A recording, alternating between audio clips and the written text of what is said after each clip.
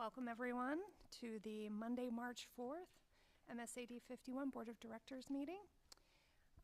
This is a call to order. We don't have any specific items for recognition tonight, mostly because we have a very long agenda otherwise. We're going to start with the approval of minutes from we have two board meetings, February 5th and February 12th. Can I get a motion on the February 5th meeting to approve the minutes as presented? So moved. Thank you, Megan. Can I get a second? Second. Thank you, Christina. Any questions or comments on the February 5th meeting minutes? Great. All in favor? Okay. Everyone approves?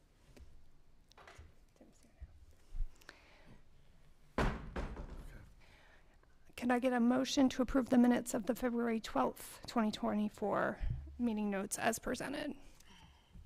So moved. Thank you, Annika. Can I get a second? Second. Thank you, Tom. Any questions, comments? Great. All in favor?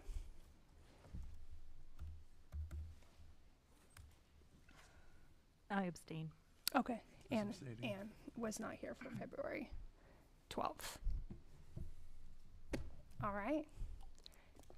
It's nice to see everyone in the audience. We're going to move to the public comment section of the agenda. I will note we do have two public comment sections on the agenda because we're having a public hearing for the new school project. But if you would like to speak during this public comment section, you're welcome to do that. So I do have a few ground rules before public comment that I'd like to read. The board welcomes and recognizes the value of public comment. To ensure public comment is fair and orderly, we follow procedures outlined in our board policy, BEDH, and we ask that all members of the public do so as well. We follow this policy to help keep the meeting civil, respectful, and productive. We also hope that this allows for all community members who would like to speak to be heard. We ask that the speakers use the designated podium when making their comments and speak into the microphone. If you're interested in speaking, please wait until you're recognized by myself, the board chair. Comments by individuals are limited to a maximum of 3 minutes at the meeting. A clock will be visible on screen to help track your time. After 3 minutes, the timer will go off and comments should be wrapped up. When you step up to the podium, please state your name and town of residence before beginning your remarks. Residents and staff members will be given priority over non-residents within the allotted time frame. Our policy allows for 30 minutes total of public comment, although that can be modified at the discretion of the board. As a reminder, public comment is not a time for discussion, question and answers, or debate between the board and speakers. Rather, it's a chance for members of the public to express their opinions on school and educational matters. The board will not comment on remarks made by the speakers during the public comment period. Please note that this does not mean that we are not listening, and it does not express any agreement or disagreement with your statement. Lastly, please keep comments respectful and civil. We are neighbors. Be kind. That includes members of the audience. Please do not interrupt or respond to speakers' comments. We also ask that comments are addressed to the chair, myself. Please do not direct comments at or about individuals in our schools or communities. I do want to note I will stop any comment that is contrary to these rules and that individuals who disrupt the meeting may be asked to leave. So I am going to welcome people to public comment. I may suspect that we've been getting a lot of emails about the turf field, and there may be some people who are here to speak on that. If anyone is here to not speak about the turf field, would you like to go first? If you have something else. Great. Thank you.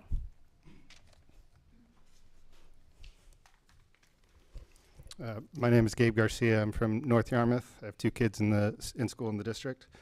I'm here to make comments about some concerns over the safety of the transportation at MSAD 51. I reside in Granite Falls, a neighborhood of 26 homes.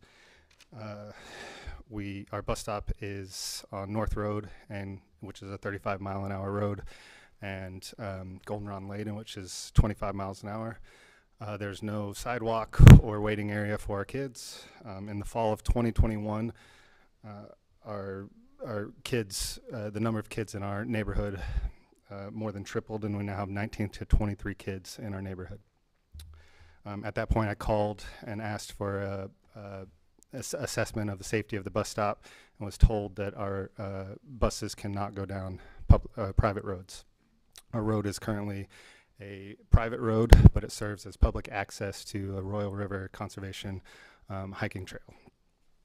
In this time, and actually beginning in the winter of 2021, we had a car skid off the road and hit a fire hydrant right where our kids wait for the bus. Luckily, they were not there.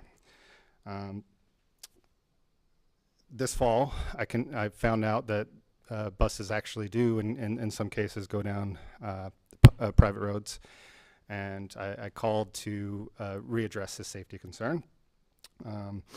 I provided an objective evaluation of the bus stop according to the criteria set forth by the National Highway Traffic Safety Administration, in which greater than 5 criteria recommended our bus stop be moved.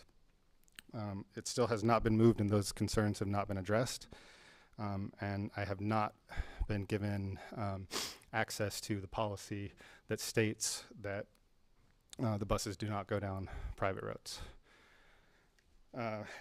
Regardless, a policy that prioritizes not going down public roads or private roads over the safety of kids, objectively measured by publicly available criteria, is inadequate, and I'm requesting that there's review of that policy. I looked online, and MSAD 51 is required by the state to provide safe transportation to students who live greater than 1 mile away from the school. And additionally, the policy of MSAD 51 states that authorized stops will be located as to load and unload students in the most safety allowed by road conditions. I find this not to be the case. In my requests for review, this has been inconsistent. There have been no standards made aware to me by which these stops are evaluated, and I'm requesting a review. Thank you, Gabe.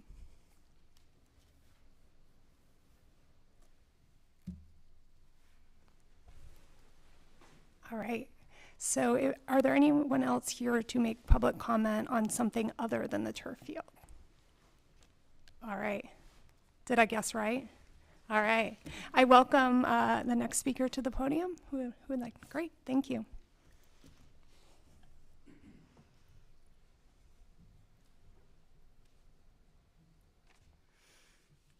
Hello, and thank you for your service on our school board. My name is Meg Blake. I am a Cumberland resident, and I am the mother of a junior who is a Greeley lacrosse player and football player. I am also president of the Greeley Lacrosse Boosters. The tradition of the boys lacrosse captains practice started last week. When I asked my son Angus how it went after returning home the first night, he explained to me that they all met at Sharps Field and were excited to have 3 freshmen join them. However, when they realized the pond-like conditions on the field, they decided to drive over to the NYA turf field where some of them had been meeting throughout the winter to throw the ball around. When they arrived there, they discovered the NYA lacrosse team was on their field. So after some discussion, they decided to try the Yarmouth High School turf field. And again, loading into their vehicles, upon arrival, they were disappointed that the Yarmouth girls lacrosse team was on that field. Someone wondered if maybe they could ask to use the back half of the North Yarmouth Academy turf. So again, they drove back there to speak to the athletic director, who apologetically explained that it was against school policy to have another team hold practice on their field. Feeling defeated before their very first unofficial practice, the boys' lacrosse team gathered back at their home field, their last option, and attempted to build some team spirit and momentum while slogging the ball around their soaking wet, muddy field as their competitors practiced in neighboring towns on their fields. This is just one example of the challenges that our lacrosse players face in the spring without access to playable fields. When I was thinking about what I wanted to say tonight in support of the addition of a turf field to the Greeley campus, I had all kinds of reasons related to the social and emotional development of our athletes. However, how athletics support their development of responsibility, teamwork, problem solving, developing grit, and mental and physical agility. All of these things are true and so important, but when I sort through all the reasons why a turf field would benefit our school, it comes down to safety. Safety is always the deciding factor when it comes to our kids, and that is what drives me to come here tonight. Did you know that because we don't have playable fields, the boys lacrosse players start their official practices at the main athletic center from 9 to 10 p.m., 5 days a week? That means they don't get home until 10:30, night after night. They are inexperienced drivers and they are tired. This is a risk that I regularly worry about as a parent, but they do this, and they do it with passion and pride for their team. In years past, they have had to hold practice in the parking lot when the spring weather conditions don't cooperate. In Maine, imagine that. The parking lot. This is terrifying to me as a parent in terms of safety. Thank you. Thank you so much. Appreciate it.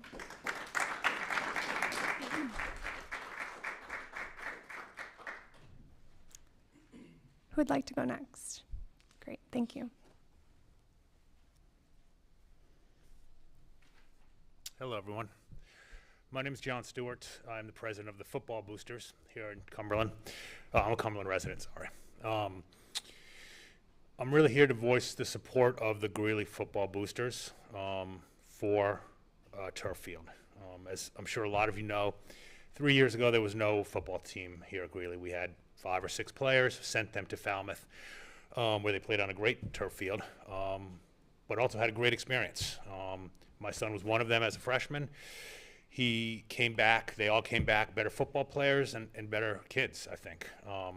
But they also came back knowing that they wanted to play football here under the lights Friday night, wearing maroon. And that was their goal. And they, the kids, a lot of them here tonight went to David, and they said they wanted to do it, and we did it. So the year after that, we had 35 kids. And last year we had over 40 and made it to the state championship game. Some of the challenges we faced without a turf field is during our inaugural year. One of the things that's different about football than some of the other sports is we only have 7 regular season games. So you either have 3 or 4 home games. And the Friday Night Lights is a community thing. It's one of the things the kids really wanted. And we lost one of those games to weather, where we had to go to a neutral site and play. And then during the playoff run, we had to practice at Yarmouth on their turf field rather than at our home field. So again, I'll agree that safety and consistency and just no pun intended, leveling the playing field between the towns, it's very important to us. Thank you.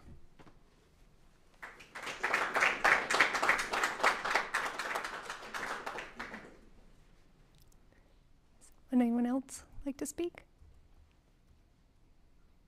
Great.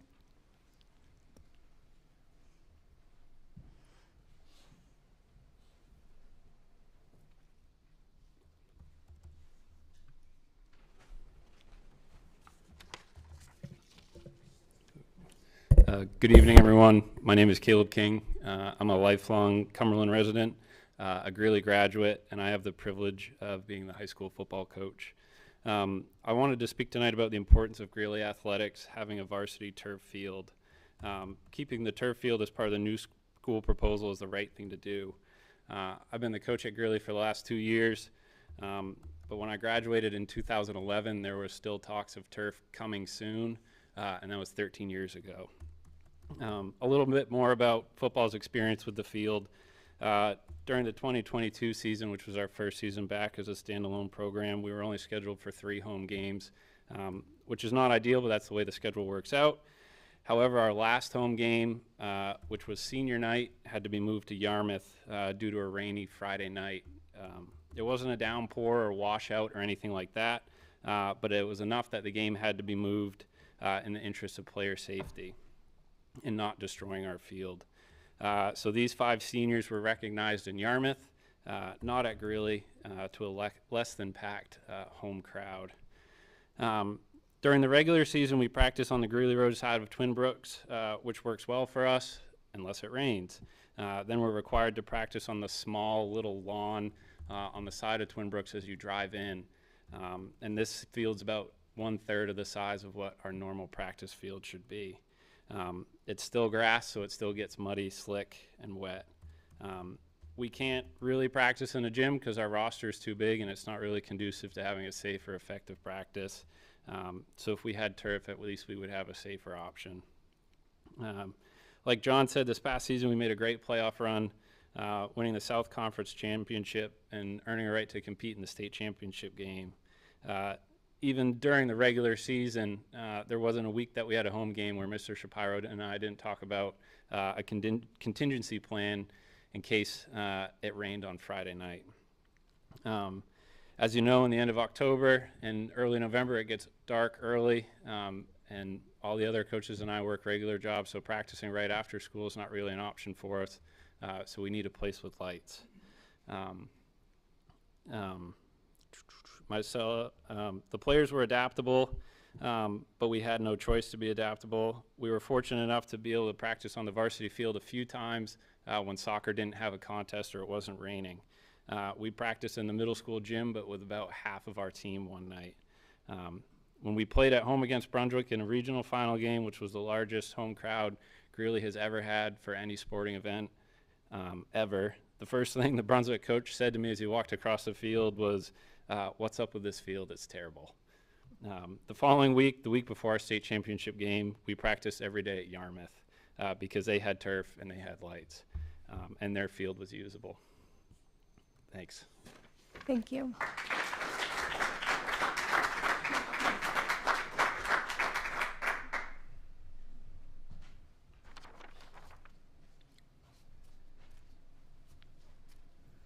My name is Michael Story. I'm coach of the boys lacrosse team for about, 11 years now. It's been a long time.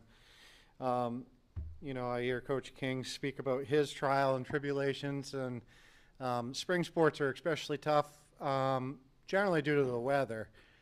It's hard to even get a surface to play on. We've done the parking lot, which was dangerous. We had a lot of injuries. We haven't been able to go into the gym because you're not allowed to use hard balls in the gym, and plus you have 40 kids with sticks in a confined space like that. It's just not safe. So our only option really is to rent space into Portland. And as Megs had said, our times are 9 o'clock at night. So we have these boys driving in 9 at night and getting done about 10:30. Last year we had to have them go up to Auburn to practice. So we spend about 1/3 of our booster budget. So we have to raise in the range of $5,000 to $6,000 annually just to have 2 weeks of practice to start our season. And that's just the beginning of our season. And we are in a confined space with 40 guys, even in the Portland. And we have a hard time giving all the players a fair shot. We have to practice them at the same time so we can decide who's on varsity and JV, but we're in such a tight space, it makes it really, really difficult. And so we do our best, we do what we can, but it's really hard and unsafe. And then we get into our season, we don't get the practice on our game field. We have 0 home field advantage. We don't get, I think our math comes out to we get about 20 hours on the field. Oftentimes, even this last year, we had a game against Yarmouth at home. We went to Yarmouth. We had 15 minutes of warm-up. They wanted to do announcements, so they wanted to give us 10 minutes of warm-up. And I argued that I didn't care about announcements, I just wanted warm-up time. And we got rushed through on our home field. That was our home game. And so it really gets to the point where we're going so many other places, we're doing so many things. We just want a safe, nice facility for these boys to be able to play on and allow us to educate them through a sport without having to travel all over the place and put them in conditions that just aren't right. And I don't think it's too much for us to ask that as part of our district, we have a place we can play a sport here on campus at Greeley. So I really would just like to encourage you to, we're well overdue for this change at Greeley. Thank you.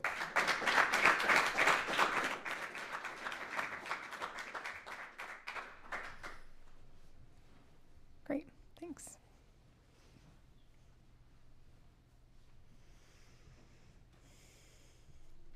Hi there. My name is Heather Lincoln. I am the treasurer of the board of the Greeley Lacrosse program, and I'm also mom of Lucas Cook, who graduated last year, and Jude Cook, who's a junior this year in the lacrosse program. I want to touch a little bit more on safety that both Meg and Coach Story spoke about, because that is what really resonates with me as a parent. The reason, and I'm on the board, so I'm aware of this, the reason that we went to the Auburn indoor turf was because it was so much less expensive than the Portland space. But what we realized last year in trying it for the first time was that it felt even more dangerous for us to drive even further and through a somewhat just uncertain rural neighborhood to get to this turf. So again, we're back this year to our 9 to 10. And honestly, it usually goes a little past 10 because the boys like to shoot the balls and they have the space, which they don't normally have. Being treasurer, I can speak to the fact that I think it's almost $300 an hour. I can't remember the exact number to book the Portland space. And so that's why we do that. And yes, it is a huge piece of our budget as we begin this season, where we're definitely needing new uniforms this year. The boys, will have shooter shirts and just all of the things, balls and space and everything that we do. In terms of safety, I just want to say a few years back, my older son, Lucas, unknowingly injured his hip at some point on the field. And it healed. We didn't think much of it. And then I think it was late in his junior year, he stepped in a divot of some kind. And we realized that he had like a separation of the joint in one of his hips, and that it had been uneven from the previous. And so he went through some physical therapy, and we did x-rays and everything. And so that took time away from, this short season that the boys already have and that they just value and treasure so much. So that late night drive that the boys have to do is incredibly concerning. Playing on a swamp of a field at Sharps Field, which is where they do have space, or the parking lot, is scary. And I don't want anyone to get hurt early in the season and then be out our short spring that we have. So anyways, I thank you for your service on the board, and I really hope that you consider addressing the need for turf. Thank you.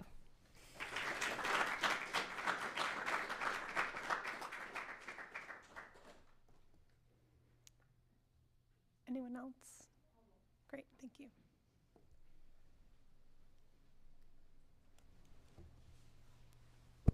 Hi everyone, my name is Mike Andreessen. I'm the boys soccer coach. I hadn't planned on speaking. You can see my notes it's all right here, and there's not much there.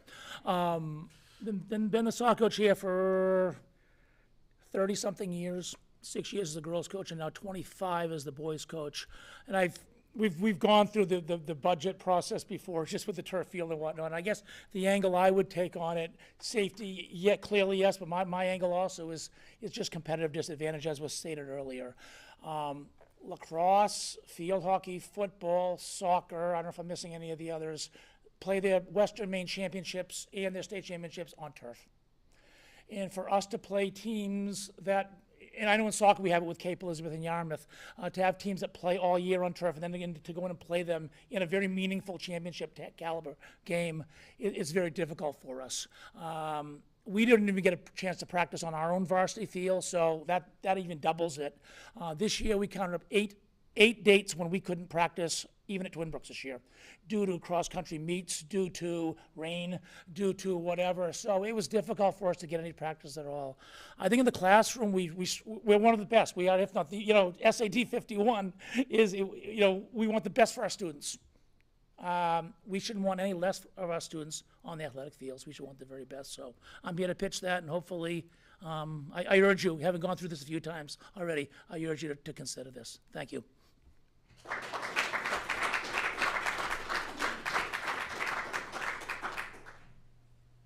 Is there anyone else who'd like to speak? See a lot of students. No? All right.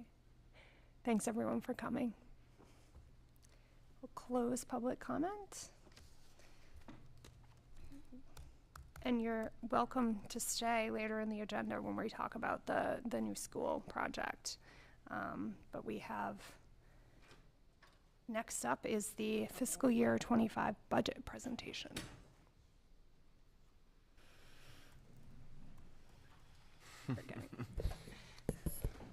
You're welcome. You're that welcome to usually clears stay. Usually clears the room.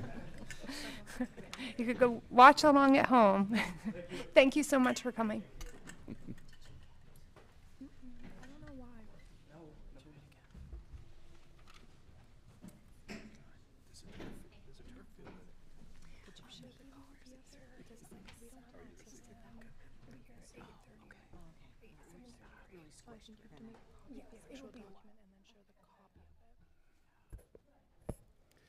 All right, so tonight I'm going to present the FY 2025 recommended budget. And this is the first step in what will be many steps through the public process.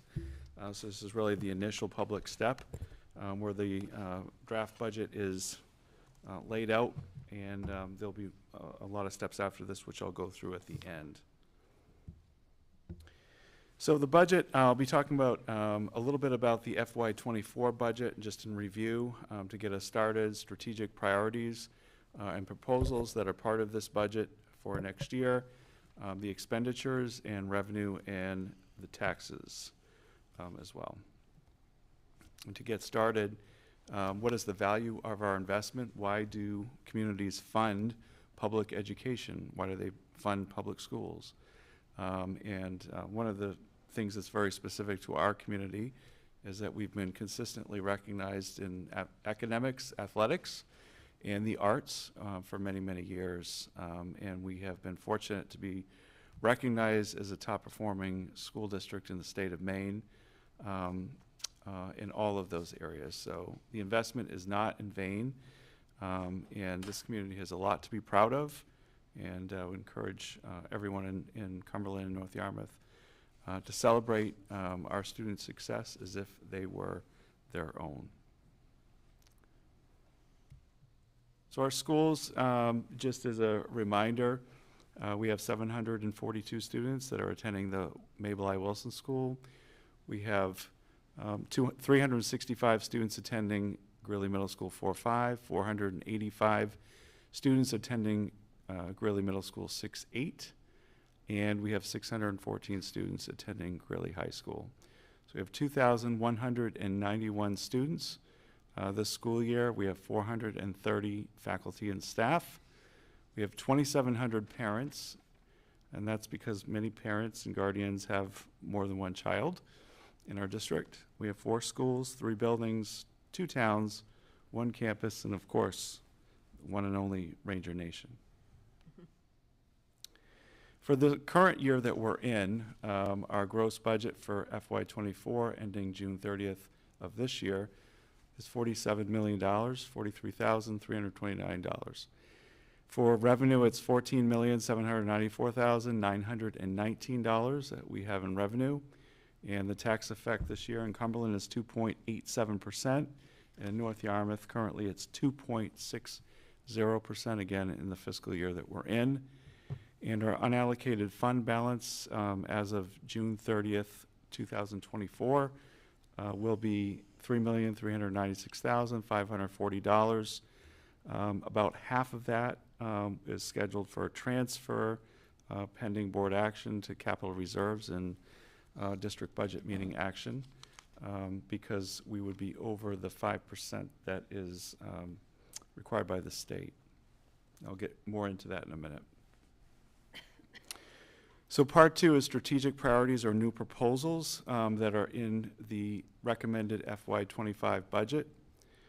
Just starting with our strategic plan in the 4 buckets of priorities that are in our strategic plan: skills for the 21st century, skills for life, early childhood education, every student college and career ready, and wellness, foundation for teaching and learning. Those are the 4 buckets, and we try to associate the budget priorities in our budget with these 4 areas of the strategic plan whenever possible. As we build a budget for the district, we know that this is a people organization. It is focused on students, and 81% of this budget is labor costs. So we have fixed costs, which are existing salaries and benefits, debt service, utilities, operations, and obviously inflation, which has been a little bit higher than normal last couple of years. That's the bulk of the budget. Strategic priorities are a piece that we try to add to every year, improving the district, and then changing conditions such as enrollment, which has been a changing condition for about 8 or 9 years now, and also state law changes, which would be a changing condition. And I'll be referencing some of those in this presentation. So looking at enrollment, as I just mentioned, if you look at the red line, that begins in 1967, back when the SAD was formed. The SAD has been in existence for close to 60 years now. And as we look at the red line, which is historical, it peaked in 2001 and then started declining until about 2015. In 2015, started doing something that no one was predicting at the time. It started to increase again, which was supposed to remain flat. And the increase has continued, and you can see where the arrow is now marking where we are in 2024, and all projections are that that increase will continue for the next decade that we know of. So far since 2015 up to the current date, we have seen an increase of just over 7%. I think it's 7.2% in enrollment since 2015. So for new proposals advanced, this budget advances for FY25 in this budget, in the draft, $212,052. That is much lower than other previous budgets, including last year, where those proposals would be much higher. This year, we're only advancing in this, and we're only recommending $212,000 in new proposals. Again, these are new things that are added to that kind of bulk base budget that we, most of the costs are fixed for us, so these are some new things. One is student registration software. This is an annual cost. This is something that has not been in the budget. We have been doing student registrations in our district on paper, as most people know, for as long as anyone can remember, and finally moving into the digital world and having a digital student registration where a parent doesn't have to fill out a piece of paper or packet of paper 3 times for their 3 kids in 3 different schools. Fill it out once, it's digital, can be updated in real time once a year. When it's pushed out, if there's any changes, just make those changes online and you're good to go. Bright Chat Safety App is $2,789, and this tacks on to our we already have our data system in place, and it would just be an add-on. It allows our staff to communicate in real time through an app if there is a safety crisis. So administrators communicating with staff, staff communicating with each other on an app, and it really helps bridge that gap in communication sometimes that might occur in a school in the event of a crisis. So the safety committee is recommending this item. The next item is a $50,000 request. We have a 0.6 or 60% Director of Academic Services, which is our curriculum director for the district. This position had been full-time for many years prior to the pandemic and has been 60% since, I think, 2000. It's been 5 years since it's been 60%. We're recommending that this position go back to full-time. The district continues to grow.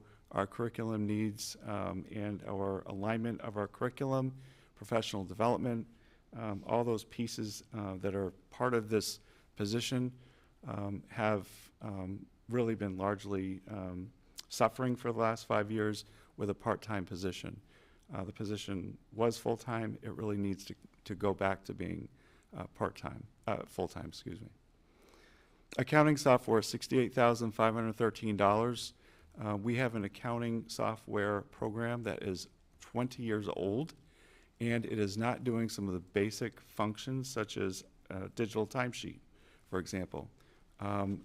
It does not allow our end users to be able to look digitally at a budget without having to have something printed out. This software is old and it is on its last leg. It is really not a choice. We've got to purchase new accounting software.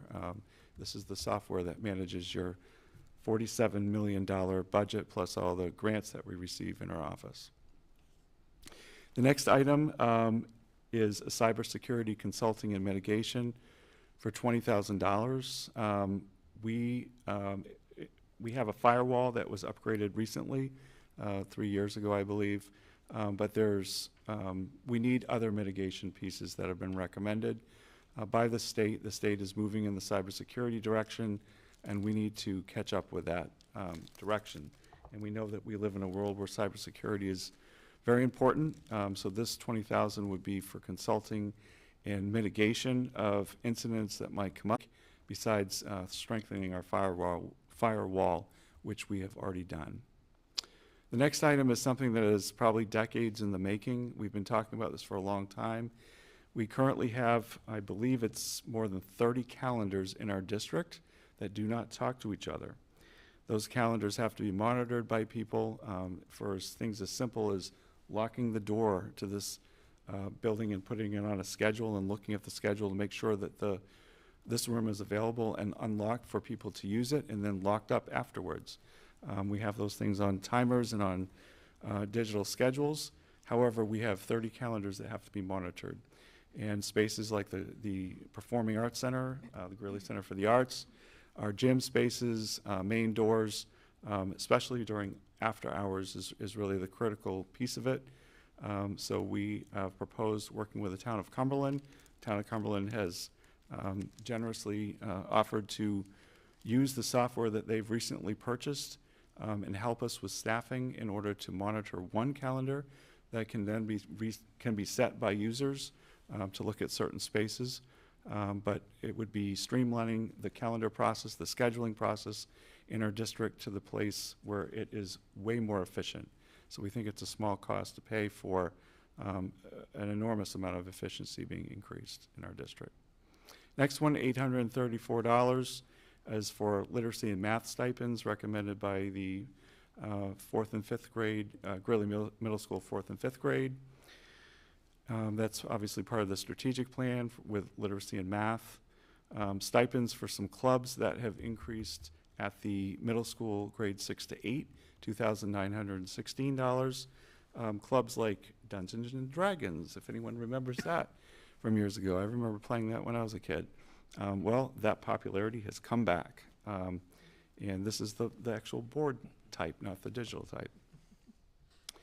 And then finally, on this list of priorities, $45,000 for a half-time Spanish teacher, and this is due to enrollment in the Spanish program at the middle school over the last few years and keeping pace with that enrollment. The 6-8 enrollment is also starting to go up. Some of that enrollment increase is starting to move into the 6-8 level. And you'll see that there's asterisks next to certain items on this list. These are items that are directly aligned to the district strategic plan. Just because it doesn't have an asterisk next to it doesn't mean it's not an important priority. There's certain things that are needs and changing conditions, for example, that aren't necessarily in the strategic plan, but I just wanted to point that out, and you'll see that throughout this presentation. So again, the new proposals advanced this year, $212,052. So there's other new proposals that are advanced but are not part of the FY25 budget because as we started looking at items that we absolutely need and looking at potential available funds that we have in the current year, we're proposing that we go ahead and spend those available FY24 funds before June 30th of this year, which we'll be required to do in order to purchase these particular items, which come to $168,000. We are piloting a new literacy, different literacy programs at the elementary level, pre-K to 3 and 4-5. are both piloting programs at the elementary level in literacy as part of the strategic plans review of our whole literacy program and the move towards the science of reading approach in our district. At grades 4 to 5, we have desks. As 4-5 has been growing over the past 3 years or so, we have students that are using desks that are not adjustable, and they are from grades 6 through 8. And those are desks that we had purchased a long time ago. They're fairly old desks when the building was first opened, and took them out of storage, and those are the only desks we had for 4th and 5th graders. We'd like to buy these desks that are adjustable out of this year's funding and make sure that students have the desks that they need in order to learn most efficiently and be comfortable, should be comfortable when they're learning. And finally, out of this year's funds, we're proposing that we have $13,000 to replace our statistics books at grades 9 through 12. These books are at least 10 years old, and in some cases somewhat inappropriate in their language in terms of using things that are wording that is outdated for the times that we live in. So we're proposing at this point, this is not even a proposal, this is just we expect to have the money and like to move forward with purchasing $168,000 in forecasted available funds before June 30th. And then another area for priorities is technology, and this is a big one in terms of we're on replacement cycles for staff, we're on replacement cycles for students, and so in order to keep up with that replacement cycle, we are usually purchasing one grade level each year for students who then take them for the next 3 years or use them for the next 3 years. Staff laptops and iPads, we have a large replacement cycle that's coming on in FY25. And then I mentioned the cybersecurity infrastructure, looking at a vulnerability assessment, a network assessment, and then an incident response, which is part of that $20,000 I mentioned. It's actually taking that beyond the $20,000. So we're looking at FY26. We want to purchase these things in FY25 and have the first payment, lease purchase payment, come due in FY26. So again, we'd like to purchase these in FY25 and then have the first payment come due in FY26, which would not impact the FY25 budget. We also are proposing in this recommended budget existing positions that slated for elimination. There are 3 positions that we are looking at, which are instructional positions. These positions will be vacant at the end of the school year. That means that there will not be a staff member assigned to these 3 positions through attrition. And so we are proposing that there are 3 instructional positions in the budget that would be eliminated for $320,248. Now, we continue to grow as a district with enrollment. Some people might ask, why would you consider eliminating positions as you continue growing as a district? One of the things that we conducted this fall of 23, was a comprehensive class size assessment. We looked at all of our classes, every single class from pre-K all the way through grade 12. We looked at class sizes, we looked at all the sections at each course, and we looked at each class and where we generally have been. During COVID, during the pandemic, for about 3 years, if you remember, the board added several positions to the budget in order to reduce class sizes during the pandemic. We have gone back to pre-pandemic class sizes in many areas of the district just naturally, but in looking at the class sizes, we still have class sizes that are lower than what we had before the pandemic, and so we felt comfortable being able to recommend that there's a reduction in 3 positions still going into the next fiscal year, which would be a savings to the district of $320,248, and again, would make not much difference spread over the entire district in terms of class sizes. And again, through attrition. New proposals not advanced. This is the longest list. So there's a couple slides. I'm not going to go through all of these, but these are proposals that were put forward by administrators in working with their staff. These were recommendations. These were also recommendations initially by the district in looking at funding areas. And these are things that we unfortunately don't feel that we can move forward with. I'll just name a few of them. Looking at allied arts and increasing the time at the elementary level. Looking at football and ice hockey expenses, trying to help out with that. I think that's something that we obviously, these are priorities that we feel are important, but we just can't do in the next fiscal year, given the full picture of the budget. Looking at adding an SRO, a halftime SRO to our school. The board agreed to do that last year. We just can't support it for next year. Eliminating pay to play. This has been on the list for many years. We like to get rid of pay to play, but again, it costs money to do that, and this would be a difficult budget year to do that. Increasing our drama teacher at the high school to help with some coordination at the GCA. Again, not the right fiscal year for that. Also, new proposals around electric vans, electric school buses, a diesel school bus, some safety infrastructure that the safety committee has recommended. We're putting that on hold and looking at upgrading some wireless at the Center for the Arts. So all the, excuse me, all the proposals that we're not recommending at this time that were put forward amounts to $1,360,115. That is not being recommended at this time.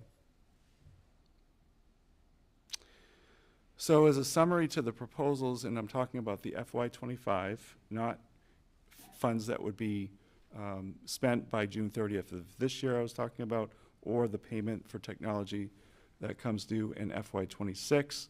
So for FY25, going into the new school year, the new proposal summary is we are recommending $212,052, but we have a reduction of three positions at $320,248. So we have a net reduction in proposals in the FY25 budget of minus $108,196. So looking at expenditures.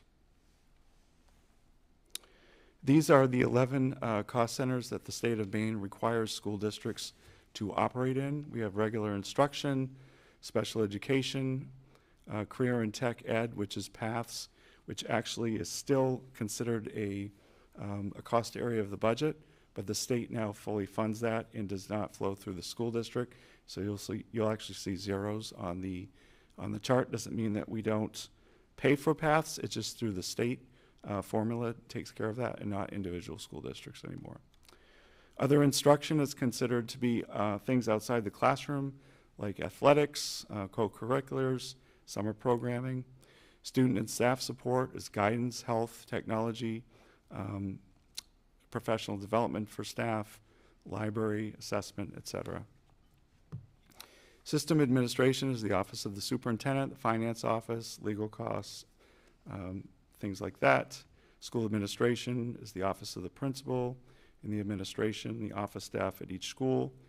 Transportation, I think, speaks for itself, and debt service is all of the related costs to funding projects that have already existed or are in existence. And facilities and maintenance, or custodians, maintenance, and all the capital expenses for keeping up with our buildings.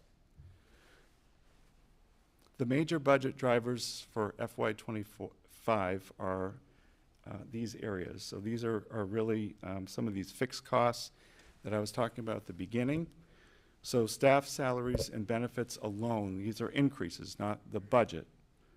These are just the increases from FY24, the current budget, being recommended to FY25 of $2,261,888 for all staff salaries and benefits. And again, that's the 430 staff members that we have in our district. $300,423 in temporary space leases. This is the increase in the modulars that we have. Some of those increases are coming about because we had deferred or paid off prepaid modulars in FY '23, and now we have to carry those leases into the next year because we had prepaid them. Now they're back on our books, so it's showing as an increase. $181,533 is the new state law, which goes into effect January 1st, 2025. So we'll have to fund 6 months in the next fiscal year. We'll be having to fund 12 months the year after that. So this new paid leave law requires a set aside for all staff in the district of 1%. So this would be a half a year that we have to set aside that 1% in order to fund a state leave law that goes into effect. And that's a fiscal note was not attached to that.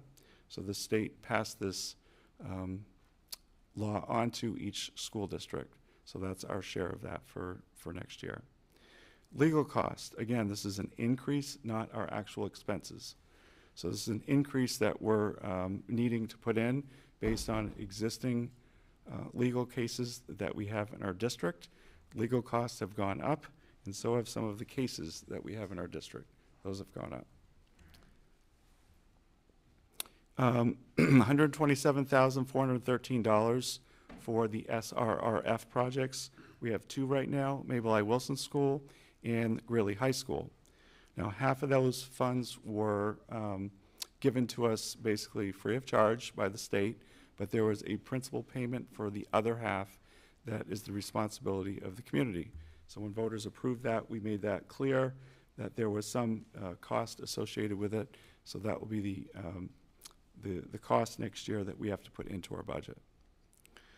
Lease purchases for technology and transportation. In order to keep our budget costs down, we often will lease purchase over a period of time. Again, we prepaid some of these leases over the FY23 year. So we skipped a year in FY24. We now have those back on our books and need to put those back into our budget. So those are fixed costs that are driving some of the budget. So these are the numbers. If basically taking all the slides before this and putting this into an actual spreadsheet to see the budget, you'll see if you go to the bottom first, FY24 was right now currently we're operating off $47,043,328.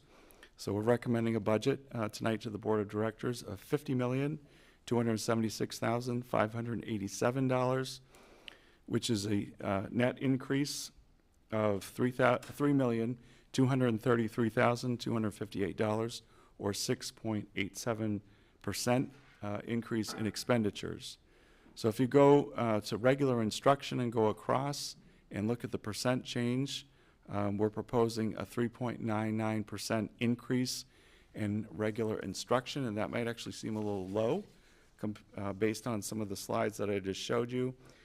Some of that is because we have received notice already of some retirements in the district. So usually when there's a retirement, typically we can forecast a reduction. We've also eliminated 3 instructional positions which fall under this cost area. And then there's always a natural increase in salary and benefits that would count for the 3.99%. For special education, primarily that's salary and benefits. We also had some of the embedded positions, social workers, speech language position, clinicians, OT that we've hired over the last 18 months. Some of those people started partway through the year, and now we're fully putting their salaries into the budget. So that's why that number might appear a little bit higher. And again, along with salary and benefit increases. I mentioned that the career and technical education is now fully funded through the state funding formula. It's not through local districts. We have about 30 students who access paths in Portland. And we have 2 students who access the Westbrook Regional Vocational Center. But the district cost directly is 0 for every district in Maine now. However, they make us leave this cost center in the budget for some reason. Other instruction, we are looking at a 6.91% increase there, and again, that's mostly just benefits and salaries, and again, it's around sports, et cetera. Student and staff support, the 12.72%, this is a smaller cost area. Some of the variance there is the Director of Academic Services, which I mentioned was a $50,000 increase.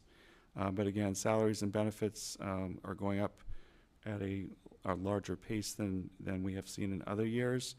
In system administration, you'll see a 14.79% increase. A lot of that is due to legal costs going up, as I mentioned earlier. School administration, 8.16%, mostly salary and benefits there. Transportation, 11.97%. We've had some leases that were prepaid again in FY23, as I mentioned, and so we're now bringing those leases back into the FY25 budget. Facilities and maintenance, up 14.54%. As I mentioned earlier, some of this is due to the SRRF principal funds that are now being due. And then you'll look at debt service, we're down 5.99% in debt service, and we've been continuing to drop in our debt service for some time, and we're now at about 5% of our gross budget now is debt service, which is quite low, and I'll talk about that in a moment. So in looking at all the, and really for the purpose of this, I only have 10 cost centers on here. I left CTE out since the state now covers that. If you look at the green areas of this, regular education, special education, other instruction, and student support, those green areas make up all the services that directly go to the classroom.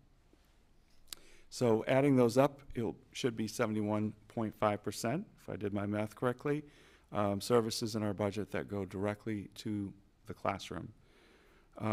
Obviously, school districts have other expenses, like any organization, in order to maintain the organization's viability: system administration, school administration, transportation, facilities, and debt service, which accounts for the rest of the percentage there. But the state average is typically around 68% of a school district's budget in the state of Maine goes directly to the classroom. So we are always, as long as I've been here, we've been above that 68% in our district in terms of our budgeting. So we try to make every dollar count and go towards the classroom and try to be as efficient as we possibly can. Finally, looking at revenue and the tax effect in this draft budget, here are your revenues. So state subsidy is going up just over $1 million, $14,278. This for FY25, that is in the governor's budget. It still has to be enacted by the legislature, so that's good news for us. We're collecting more revenue from the state in FY25. Whenever we collect more, it's good. Even if you break even, sometimes that's good.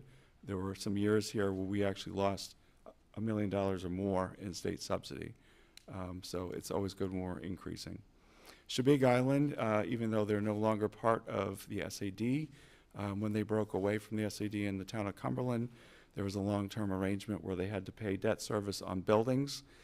They're getting to the end of their commitment. It's been many, I think it's been 18, I can't remember how many years it's been since Shebig Island seceded, but their commitment is getting to the very end here, and so every year their commitment continues to go down until it'll be, I think, over in a couple of years. Miscellaneous revenue is stuff like things that we sell that we are no longer needing in the district. We will make attempts to sell those things, and we actually make money on things that that go back into our revenue accounts when they're no longer of value or use to the district. We'll attempt to sell them if we can. Miscellaneous revenue is also the Greeley Center of the Arts or facility use, things like that, just miscellaneous revenues. And so we're forecasting a fairly sizable increase as we've been looking at our trending in this area. So you can see 60,000 in the current year. We're looking at about 115,000 that we expect to collect next year, which is a fairly healthy increase there. Again, the Center of the Arts, I think, is certainly helping in that respect now that it's being used a lot post-pandemic. So looking at the budget of revenues for FY25, we're forecasting that we'll receive or collect $15,837,755, which is a variance of $1,042,837, which is good. That's to the good. We want that. So our forecasted tax effect for the town of Cumberland for the SAD, we're looking at an estimated mill rate increase of 88 cents on the dollar, or 88 cents, excuse me, 88 cents or 3.98%, which means that for every $100,000 of assessed property that someone owns in the town of Cumberland, they would be paying $88 more for per that 100,000.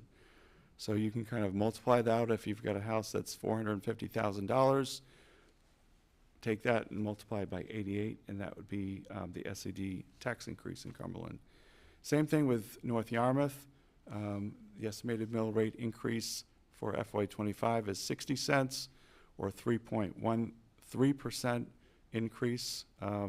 Again, on every 100,000, North Yarmouth is of property that you own. If you live in North Yarmouth, it's $60 per 100,000 of assessed value. And I should point out that in both scenarios, Cumberland and North Yarmouth, typically we we put out the highest number that we think it's going to be. And usually what happens during the budget season, almost always, but I'm not going to guarantee it, is you see this number drop a little bit as we get through the budget process. So we come out with a little bit more of a conservative number.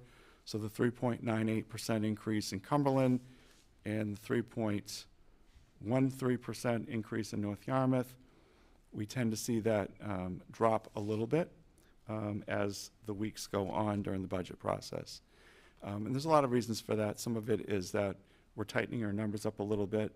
Some of it is that the town managers have a better sense of the economic growth in both of their communities.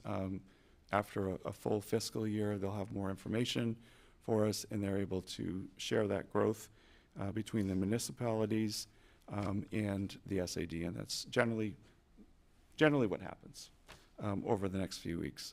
So I guess what I'm trying to say is we're presenting a worst-case scenario. So looking at the expenditure and tax history for the district, I went back to 2015. So giving you 10 years to look at. So we're proposing a 6.87% expenditure increase, which is lower than last year. Cumberland's tax effect, 3.98%, and North Yarmouth, 3.13%. And the average over the last 10 years for expenditures is 4.34%. The Cumberland tax increase average over 10 years, the last 10 years has been 2.72%, and the average North Yarmouth tax increase, again, this is for the SAD for the schools, 2.64%. So you can see on taxes, we have been below the rate of inflation. And if we're talking about inflation today, we're way below the rate of inflation. But generally speaking, below that rate of inflation, which generally hovers around 3 to 3.5%. Again, I know that's a little bit higher right now. So the summary for this year's FY25 budget, if I was to sum it up, this is what I would say. Several budget drivers have been influencing our expenditures beyond the district's control. And it was that slide that I showed you around we have a lot of fixed costs. We have labor costs that are fixed. We have state laws that come down that we are responsible for making sure are in place. We have legal costs. We have very little control over. Those are the drivers that I'm referencing. Salaries and benefits, again, represent 81% of this budget proposal. So we are a high labor-intensive organization, which we should be, because we are working with young people. And that's how you work with young people, is through people. New proposals in this budget are more than offset by the reductions in positions. So we're actually a net negative on our new proposals for the FY25 budget. And this is a point that I think is important to make, is our current debt service, which is 5% of our budget, is below the recommended level that Standard & Poor, Moody's, really likes to look at in investing in your infrastructure. We're below their recommended levels of 8 to 12% in debt capacity in our budget. That means that there is room for debt service. As we're looking at a new school, we continue to fall each year. And I think, you know, there's one way of looking at it. That's great. Your debt service is really low as a total part of your budget. However, on the other hand, it means that we're not investing enough in our infrastructure in our district, and this is a point that I think is important to make. Additional state subsidy is helping to keep our tax effect in check. The growth in the communities is another one, but getting $1 million in state subsidy this year and last year has been very important in our district. There are many districts in the state of Maine that are losing state subsidy, not gaining. One of the big reasons we're gaining is that we're gaining students. When you gain students, the state gives you additional state subsidy to support your student growth. So there's a checks and balance there as well, along with other factors, of course. The average mill rate increase, as I mentioned before, over the last 10 years is below the rate of inflation. So 2.72 in Cumberland and 2.64 in North Yarmouth. Below the rate of inflation.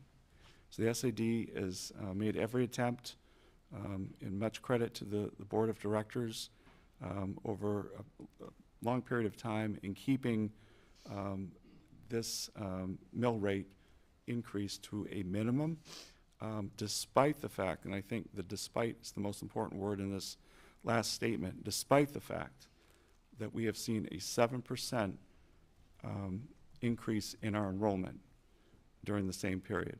We are one of a handful of districts in the state of Maine that has seen a 7% or anywhere close to a 7% increase in enrollment. There are a majority of the districts in the state of Maine have lost enrollment over the last 10 years. So putting that together, I think, is important to say.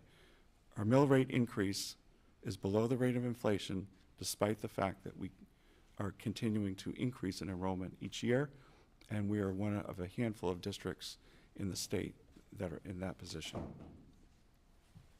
So I won't show you this, but if you want to learn about the SAD, you want to know everything you want to know about it, and you're just excited to learn about it, you want to dig in, you want to spend a couple hours, there is an annual report on our website. And I could have given you all that information tonight, but it'd take hours. So there's there's a link in this presentation. This budget presentation will be on our district website tomorrow. So anybody can go there. You can check out the annual report, or you can check it out in this presentation as well, and get as much information about enrollment and demographics and statistics that you want to know about the SAD. And finally, the next steps to the budget.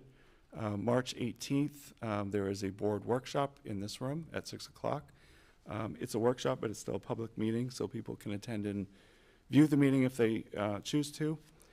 April 22nd, in this room is a public hearing on the proposed budget at 6 o'clock. Also on April 22nd, after the public hearing, the board is scheduled to adopt the budget or decide whether they want to adopt the budget, I should say, on Thursday, May 9th. And by the way, the board can adopt the budget as is presented, adopt the budget with their changes, or not adopt the budget. Well, you got to adopt some budget, but whatever that budget looks like is the board's decision on April 22nd. And then the district budget meeting is early this year. It's 2 weeks early. Usually it's later in May, and this year it's on Thursday, May 9th. The reason it is early this year is because a state law was passed, and which now allows us to move the district budget meeting up earlier so that we can accommodate absentee balloting, which was not the case before. We were having the district budget meeting in previous years, and people already had their absentee ballots, and they didn't even have all the information about our budget. So this kind of closed that loophole, and the state passed that law last session, so we're thankful that that happened. So it allows everybody to participate on an equal playing field.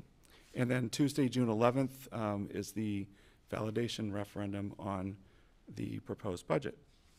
So that is the draft FY25 budget initial first step publicly.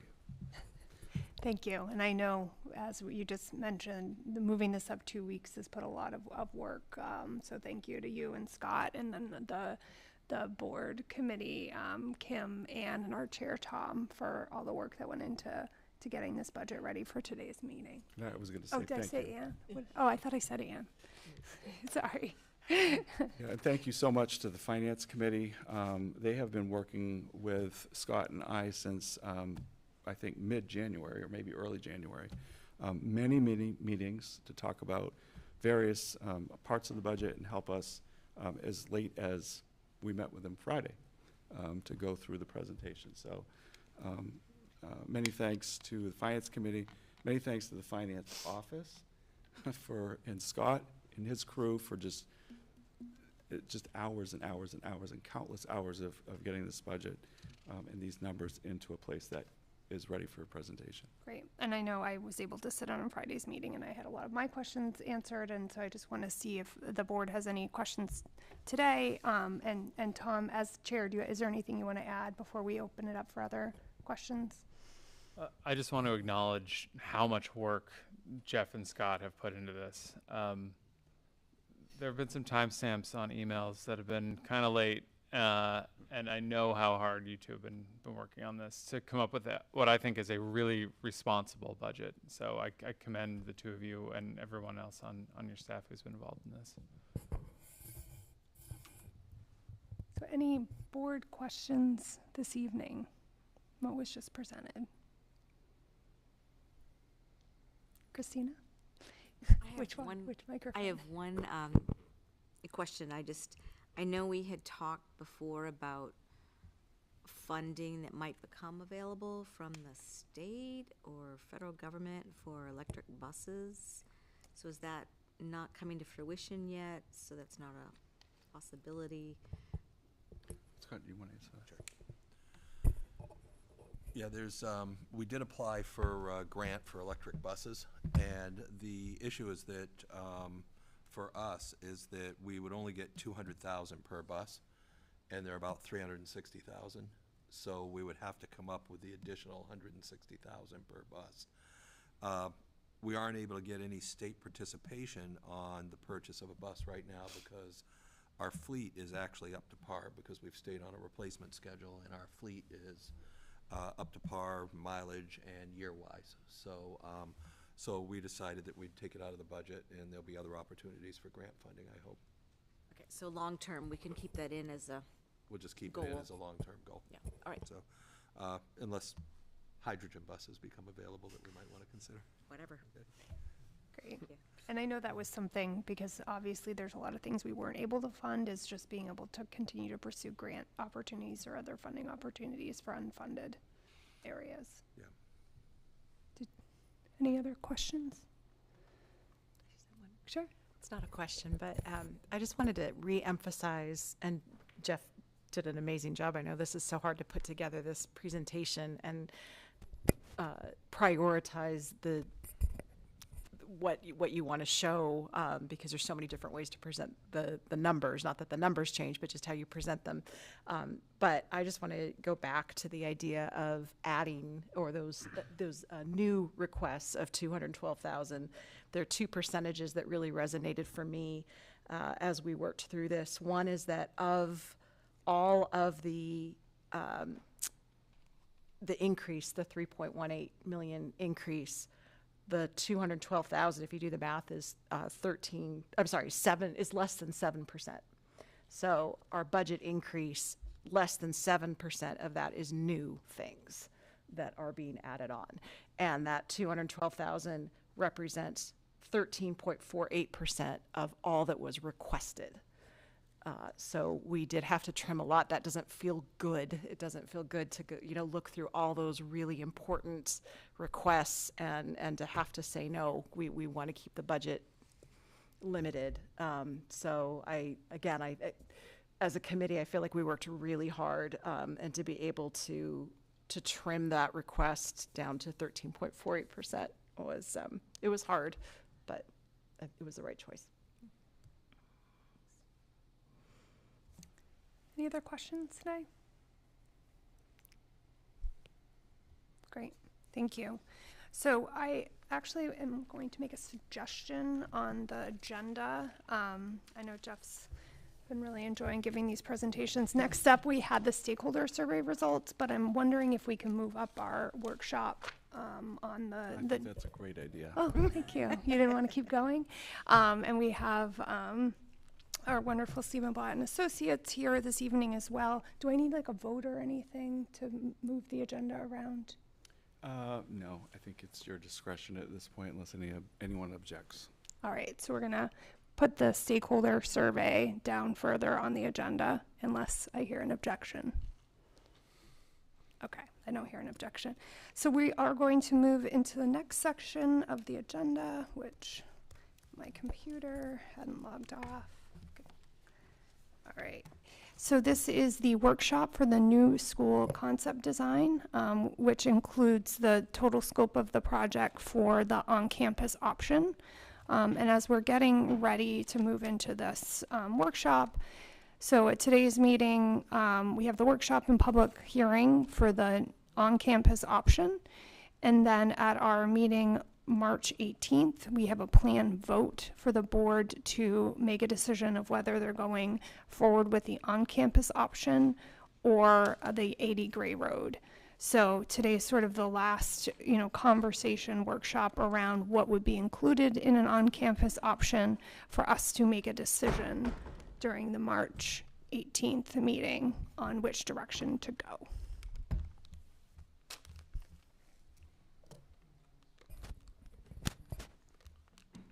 I think you're looking for to start with Mr. Blatt. Yes. Okay. Yeah, because he's going to update. The team is going to update you on the design first and kind of go through. There's been some changes to the school design, but really focus on the rest of the campus tonight. But I know we're having some technical. Okay. So we can just talk through, Jeff, while they're getting set up, maybe just talk through all of the meetings that have been happening over the past few weeks with various stakeholders in the district and community conversations that we've continued to have while we're getting ready for this to present the updated proposal. Yeah, so over the last few weeks, we've had, we did have two virtual staff meetings for staff members that were interested in attending. So we only had, I think, about 40, 50 people that attended between both dates. But we had staff that attended if they wanted to learn more information about the school project. With the Mabel I. Wilson School, Steve Blatt went over and did a presentation for the staff just to get their initial feedback on the design for the new school. And then there will be another session this week on Friday with the Wilson staff. There have also been a lot of different meetings with the facilities committee in reviewing these plans as late as Friday. Of course, there was a joint board meeting to review this plan. So there's been a lot of different meetings also with the architects and just kind of walking through what these plans are, and I think they will update you as well on plans that they have, or meetings that they've had around the actual infrastructure of the project. So I don't know if you're ready to go, Steve, or if you want to wait.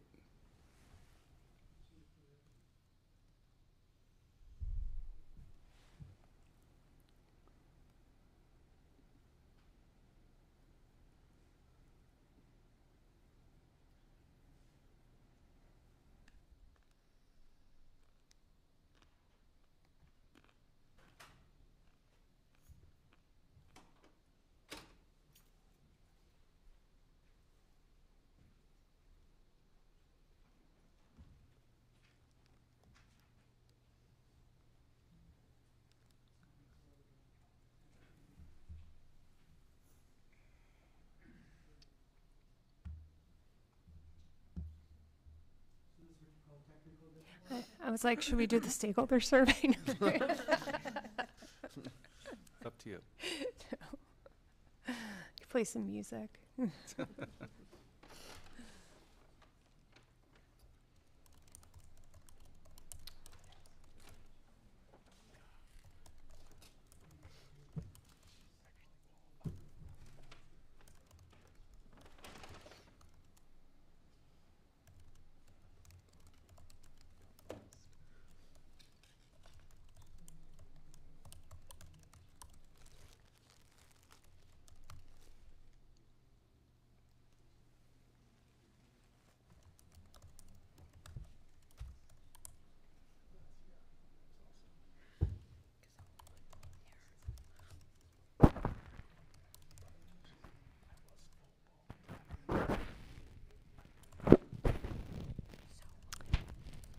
Are you going to need a little more time? Okay.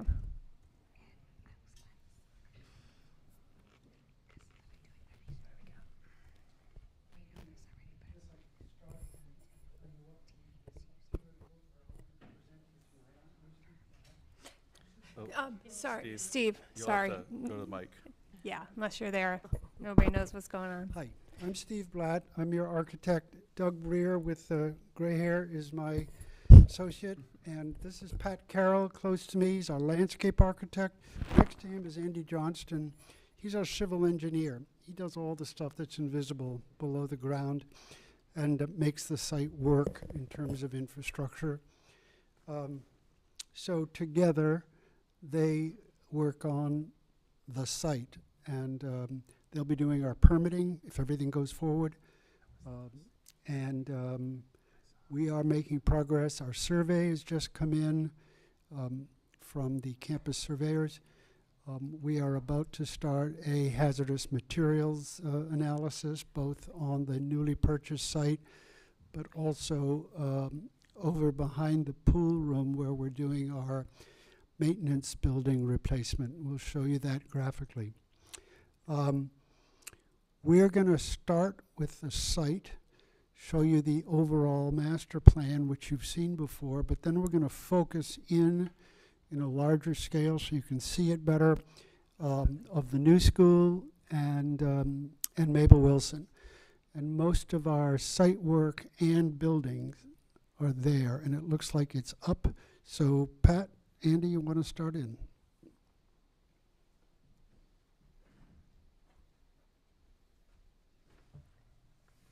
Good evening. Good evening. Can you hear me? Mm-hmm. Okay.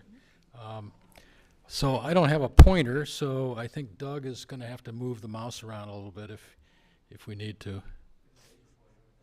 No, it doesn't work on this. But this is, in essence, the same plan that you saw probably, what was it, 3 weeks ago, 4 weeks ago, when we appeared before you in a workshop setting. We have kind of fine-tuned things a little bit. As Steve indicated, we just it was a week ago Friday that we received an updated survey from our surveyor that really encompasses the whole campus. And so we were able to kind of put the project into that new survey. It's very comprehensive, and you can see there's an aerial photograph underneath it that's kind of zeroed in, and it does give a pretty comprehensive look at what's going on the entire campus. Our project, for the most part, as Steve indicated, is really down in the bottom left quadrant of the site, and that's where the new proposed school will be. It's on land that the school had acquired, a piece of land, and then there's another small sliver of that land that will be part of the referendum project in order to acquire enough land to accommodate the school. The way the school is oriented, it's such that we're going to utilize the existing infrastructure entrances into the site. We're going to reconfigure a little bit of the parking lot that's currently outside the high school PAC building and steal a little bit of that we can utilize and dedicate directly to the new school. So the existing driveway alignment that comes in now and it kind of veers off to the right by the maintenance facility and then continues down towards Mabel Wilson is actually going to be more almost, it's not really a straight line, but it's going to come in quite a bit further over towards the high school and allow, maybe that's a little bit better, allow access for both parking, parent drop-off, and bus drop-off and pickup. All of those will occur kind of off of that driveway.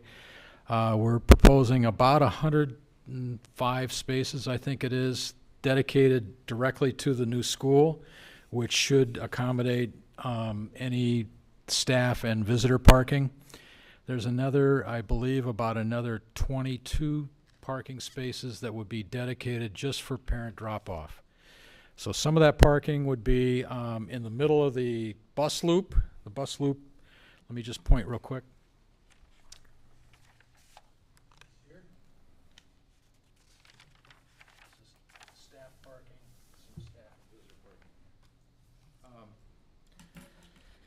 So there's actually two parent drop-off areas proposed. Again, one would be in the front of the school, kind of on the inside of the bus loop, and that's very similar to the way it works at the middle school now. It's a little bit tighter radius, but it works in the same way as that you pull in, the buses loop around, and the parents would drop off in the middle, and there'd be a dedicated crosswalk that would bring you to the front of the school. On the side of the building, there's about 60 or so parking spaces there, 65 parking spaces that would probably be utilized by staff. And then on the inside of that, closer to the building, there would be a dedicated parent drop-off zone there. So parents could come in off of Main Street, they could loop down through the parking lot and around, drop their child off in a parallel parking situation, and then exit. This also allows, if parents are waiting in line to kind of stack up to drop their child off, they could wait in the aisleway of the staff parking area. So it seems to work pretty well. And, one of the things we really try to do in schools, and I think that this campus is pretty effective in doing that, is to really try to separate automobiles, buses, service vehicles, and pedestrians. And so we've really worked pretty hard to come up with a plan that really begins to do that. There's a small service area in the back on the left-hand side in the back of the building. I think Steve's going to go through the floor plans, but there's not a full kitchen in this building facility. It's going to be a satellite kitchen that all the food will be prepared in the kitchen at Mabel Wilson, and it'll be trucked over in vans. So we don't really need a big, large service area that can accommodate semi-trailers. Just a small enough one to accommodate a couple, 3 vans at a time. And so we've located that on the bottom side of the left-hand wing. And then there are really 3 classroom wings that kind of stagger around. They take advantage of a good southern orientation. So each of those little courtyard areas will be very full of light and sun and be pretty pleasant places for kids to play. There's a dedicated, the preschool area is on the left-hand side of the classroom wings, more adjacent to where the cafeteria and gym is. And they will have their own dedicated outdoor space. So we're trying to separate the littles from the littles from the littles, so to speak. So they'll have their own playground area, and then in the back between the bottom two left-hand classroom wings, there's a large area there that can be dedicated to playground. It's almost a half an acre in size, so there'll be room there for playground equipment similar to maybe Tuttletown, what Tuttletown has, and also some space for a green space where they can kick a soccer ball around or so forth. And then I guess to move on down to Mabel Wilson, one of the things we're really considering here is we're taking a pretty hard look at circulation on the campus. And the reality is that the middle school and the high school kids ride the same buses, and they have they actually arrive and depart at different times of the day than the little kiddos. And so, but the two schools, Mabel Wilson and this new preschool or pre-K school, will actually be riding on the same bus. So it seems to make sense to try to organize the circulation, especially on campus, such that they can come in and kind of drop off and pick up at each spot without having to over-circulate through the campus. I think we just lost something here. So anyway, one of the thoughts, and again, it's just a thought. I think we had some pretty good discussion on Friday with the facilities committee about, bus drop-off for Mabel Wilson. I mean, the new school, it seems like it's pretty straightforward, and it seems to work pretty well. In trying to integrate that with the rest of the campus, we had some thoughts about changing the circulation at Mabel Wilson. And we're still wrestling with that a little bit, but we think that this solution here has some real benefits, and that is to move the bus loop to the left-hand side of the school where the parent drop-off area currently is, kind of between the school and the administration building. And then reorient the parent drop-off, and currently we're showing it down on the staff parking lot that runs parallel with Tuttle Road. We would take the school side of that parking lot and turn that into a one-way parallel parking drop-off zone. I think we can accommodate about 19 drop-off spaces there, which is about 10 or 12 more than what you have currently at Mabel Wilson. So it accommodates a good number of drop-off spaces. The bus circulation then could come in and they could drop off at Mabel Wilson and then swing over to the new school, or vice versa, because I think what they do is they split the buses and half load at one school and half load at the other school, and then they swap spaces. So that seems to work pretty well without having to drive all the way out either onto the public roads or through the campus and around to the middle school driveway there. There's some discussion about whether, where it makes the most sense to do parent drop-off, and we're still kind of working through some options on that.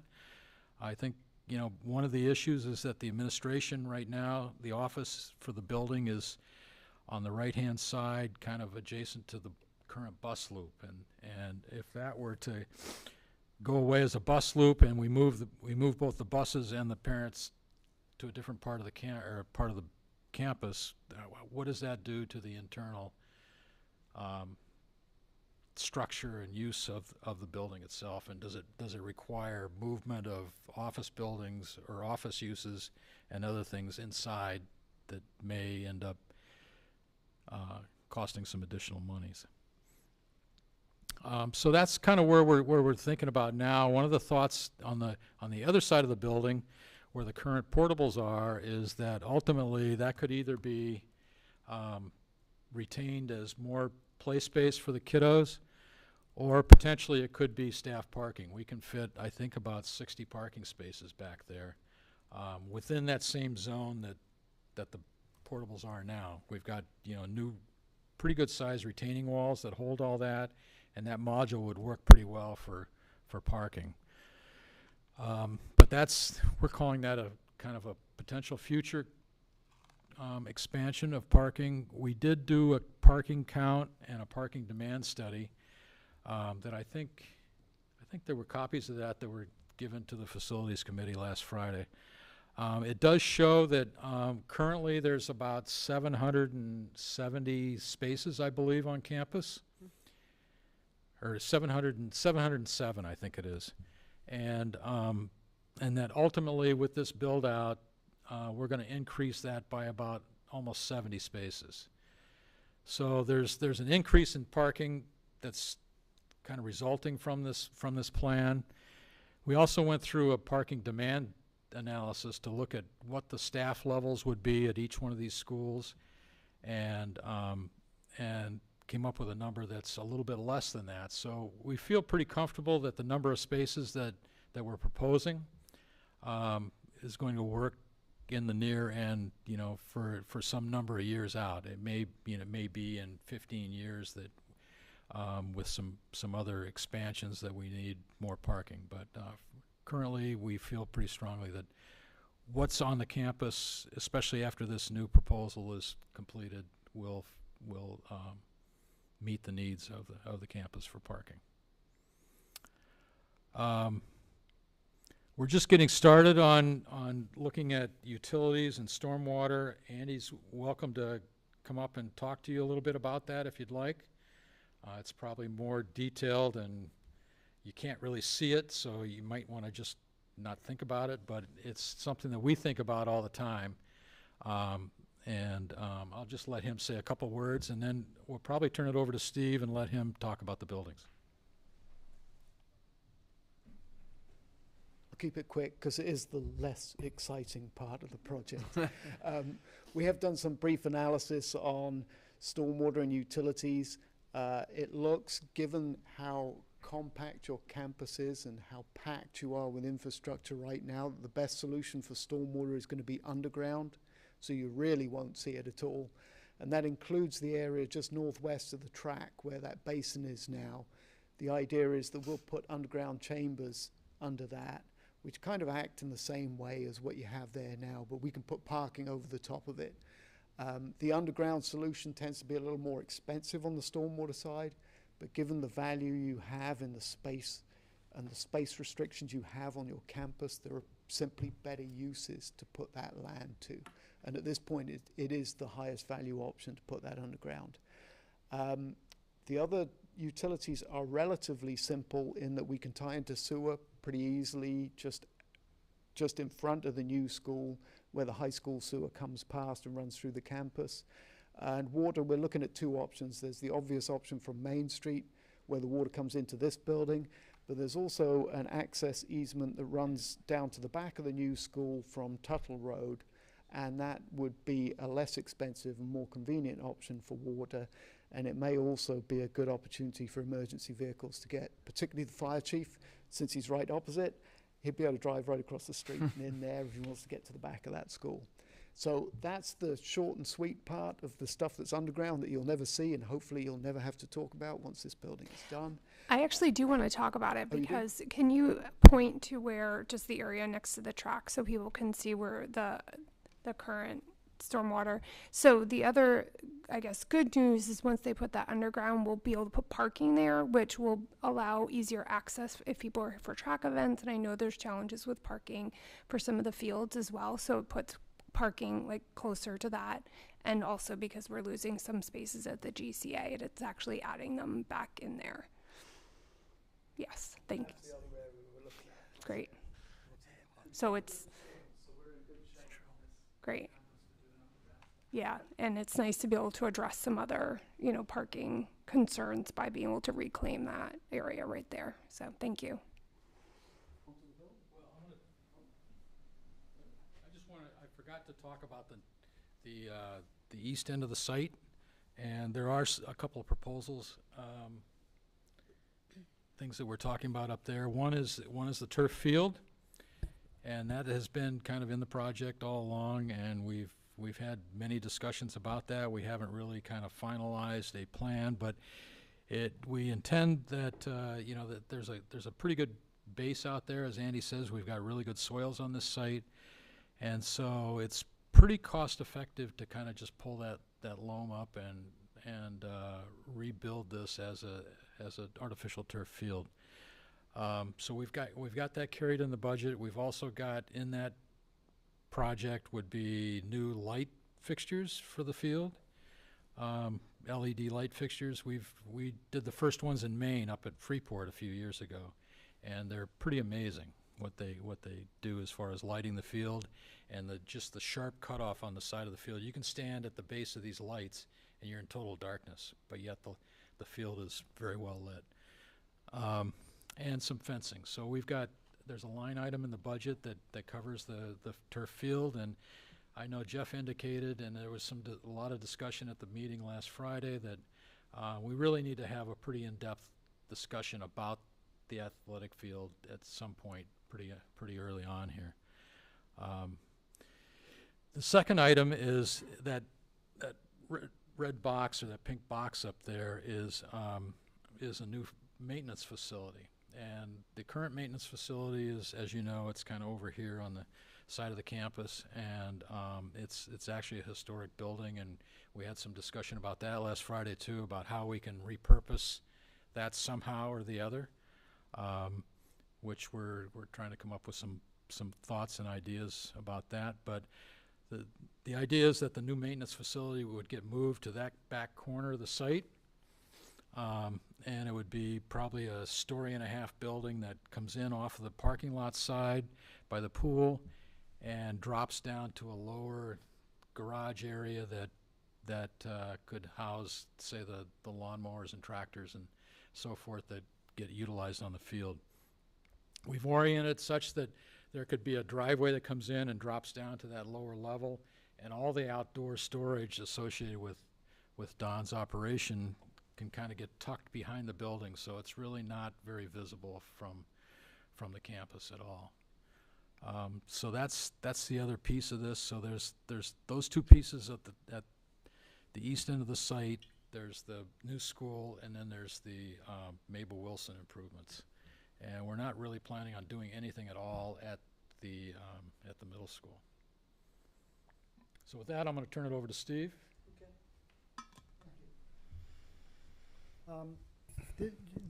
Our purpose tonight is to tell you, to bring you up to date on what we've been doing, and we've been all over the place. We've been spending quite a bit of time with the floor plans of both Mabel Wilson and the middle school to see what will happen to them when we are built out. This is Mabel Wilson's, I think this is existing, isn't it, Doug?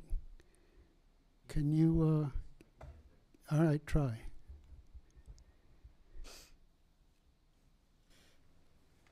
Well, this is the middle school. And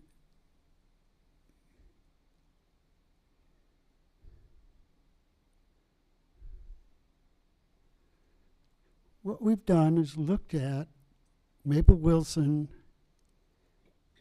as it exists, with kindergartens and ones, and 2 portables which have the 2nd and 3rd grades, which are not shown here, and then 1 pre-K, which is right over near the office.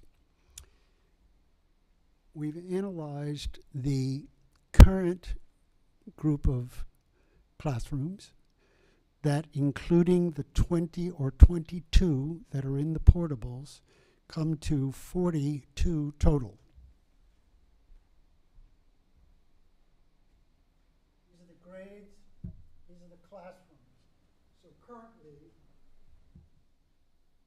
with 2 and 3 in the portables, there are some 700 students there, and they need 42 classrooms. When the portables leave, and Mabel Wilson becomes 2, 3, 4. Want to roll up?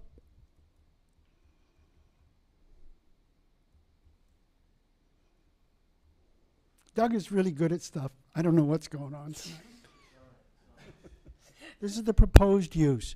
Please understand that we have not vetted this in detail with the current principals and teachers.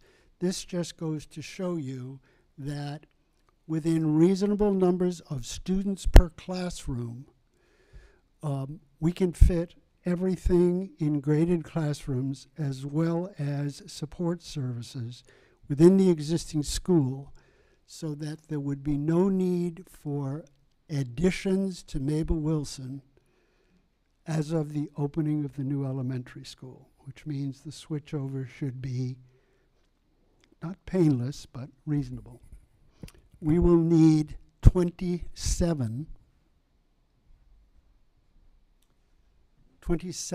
new classrooms, and we have those. There are currently classrooms in Mabel Wilson that are dedicated to functions that are going to change.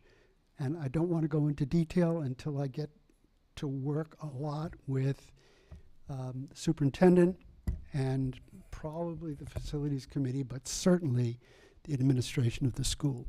We've done the same at the middle school. And when 4 leaves the middle school, classes open up, and enough class spaces open up so that we can bring the foreign language that's currently in the portable there inside. And we project that there will be no need for additional classroom space at the middle school. In fact, it'll be pretty comfortable. And we've even started projecting out 10 years, and we still will be okay at the middle school. Okay. Now, those are in process, but they've been started. We're right in the middle of them, and we're about to sit down and go through room by room. Okay, what's next, Doug? I wanted to go back to the site and just show you at the top. This is a concept design for the maintenance building, and it has, on the left, the vertical wing is at the parking lot grade, and the perpendicular wing coming out sits 6 feet down. That's what the grade does, and it's a taller element, and the doors are on the upper side, which is away from the campus. Right now, when you come into the campus on the Main Street entrance, if you do anything but look straight ahead or left, you see the maintenance facility and the trucks and the plows and the dumpster and all of that stuff. You won't see that anymore. There'll be this gorgeous school sitting there. Over at the field house building, currently, there's a whole bunch of stuff sitting outside, as well as the tractor and whatnot inside at the end of the weight room. That's now all going to move away. And all of that outdoor storage will be behind in a fenced area in that gray square. And out of sight is probably safer. It'll be lit and all of that, but it won't be as tempting. Okay, now I'd like to talk to you a little bit about the school. This is our site, and as I mentioned before, the layout of the school is basically due to the configuration of the site. It didn't drive it completely, but we wanted to take advantage of the boundaries of the school, and that's why you're seeing the same school, but we've rotated it so that the plan I show you in a second is similar to this. So what used to be the Main Street on the left coming in above our school, now Main Street is on the right, and the entrance is down here off Main Street, and there's our school. So Pat described to you very nicely all of the things around the school, and I'd just like to go through the school plan with you, and I promise to be quick. Okay. Can you roll up? As you know, it's a 2-story building. The entrance is down there, and the yellow is circulation. The sort of worm thing on the left is the second floor, which sits right over the first floor, but it leaves most of the perimeter of the school at 1 story high. As you come into the main entrance, the blue area to the left is all administrative. You are being observed by the front office as you approach the school. If you come in and go to the right, there is art and music, and the large rectangle is the multipurpose room / gymnasium, and above it, the pie shape, is the cafeteria. Cafeteria gets wonderful light because the pink rooms to the left are 1 story, so it's not putting that cafeteria in shadow. All of the spaces on the far right of the building are service: boiler, electrical, kitchen, storage. Down in the lower right is the phys ed instructor's office and storage, and we have created a little porch there so that for pickup in the afternoon by parents, students can come in, cross the gym, and that's a little covered porch. And to the right of the building is a major parent pickup drop-off lane going up and down the side of the building. So we wanted to make it closer to those parking spaces. The other parent pickup Pat described are within the bus loop coming out of the front door. Okay, so when we come into the main lobby, we take a left and head into the school. If you are the youngest students, you take an immediate right and you go into the dark pink area. Those are 4 pre-K classrooms, and they are joined at the upper end by 2 flex rooms. And those flex classrooms can either be for younger students or the youngest students, or they can be for K or first grade. They are available spaces. Each of these rooms has a toilet between each pair with 2 fixtures in it so that you can come from either of the right or left rooms. It also has a vestibule so students can go directly out to their reserved playground without going through the rest of the school. So we've taken these youngest, smallest students and we've put them into their area immediately. They have a small gathering space, the little triangular space in the middle. They have their own storage area. If we come back to the main lobby and we move straight ahead, up the hallway, immediately it splits and there's a stairway going upstairs where the first grade is, and you go straight ahead otherwise to the first floor with all of those blue classrooms on the perimeter. Those are kindergarten classrooms. There are 11 of them. There is also in the middle wing a flex room for expansion, and in the lowest, at the bottom of the slide, there's another flex room. When you go up the stairs, you move to the left, and you have 11 first grade classrooms.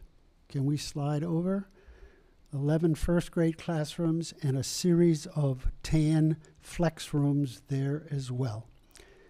There is teacher prep space on each floor, teacher bathrooms on each floor, various support spaces or special education spaces scattered throughout, so you don't have to go very far to find a space to get support and help. In each pod, both on the first floor, the 3 pods, and on the second floor, the 3 pods, there are included small group rooms. So there are a total of 3, 1 in each pod on the upper floor and 3 on the lower floor. We've also increased the size of the central wing a bit by creating a teacher planning room.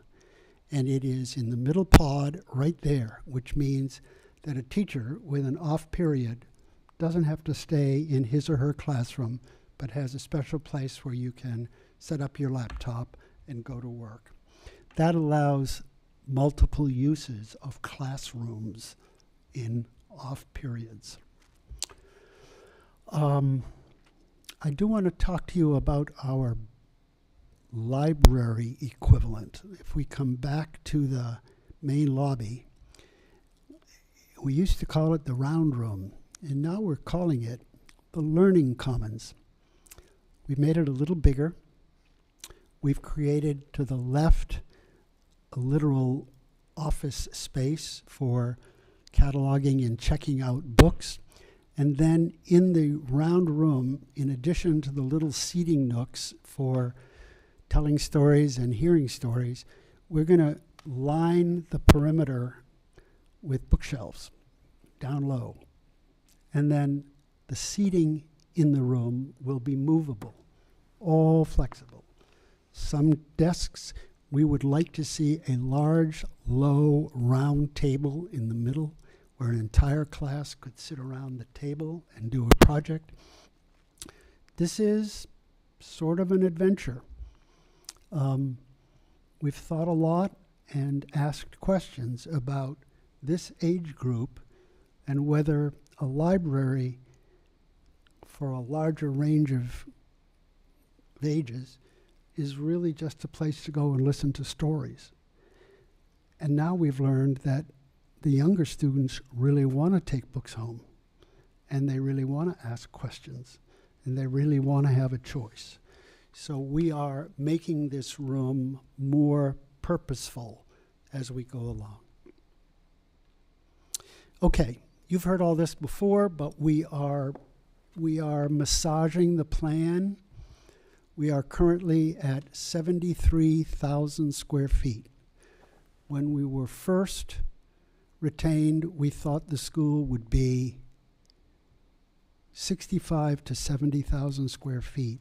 We are now building this with an expansion capability of 8 classrooms that can be built on the second floor over first floor development. For instance, if you look at the 3 blue pods, they go out 2 classrooms. On the second floor, they only go out 1 classroom towards the playground. And so on the second floor, we can add further classrooms. And we've actually found a place where on the lowest green pod, we can come to the right with 2 more classrooms.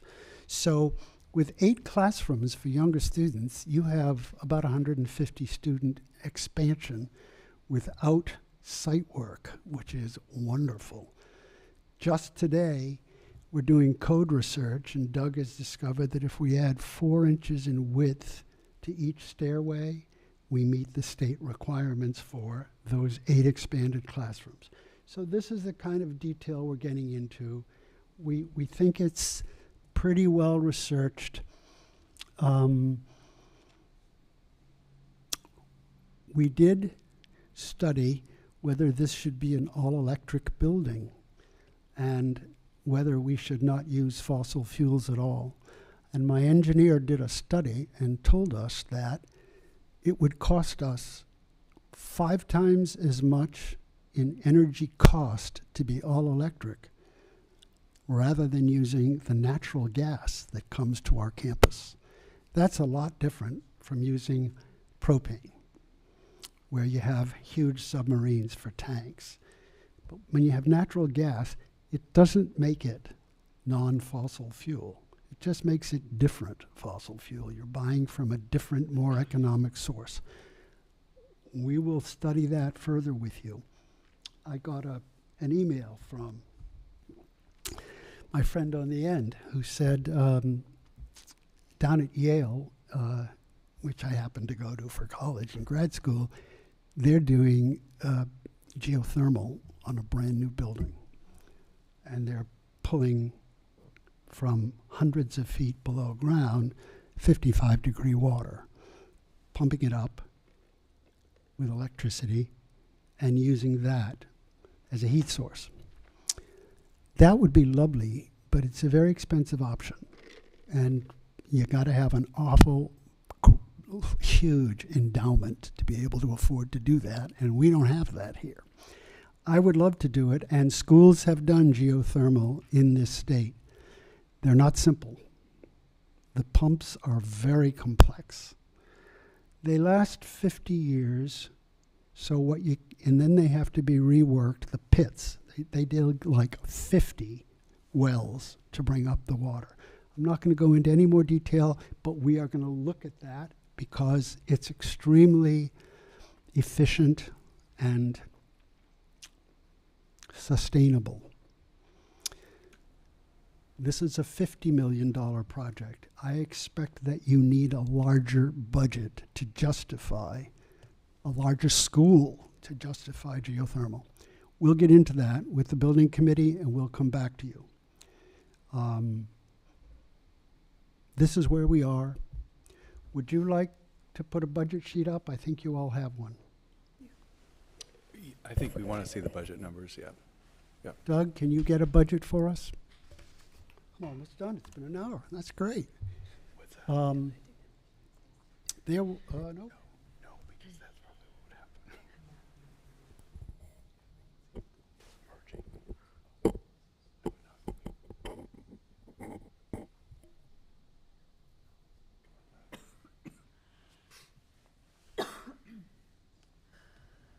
We'll try to refine our presentation skills for you, I promise. Okay, here's our budget.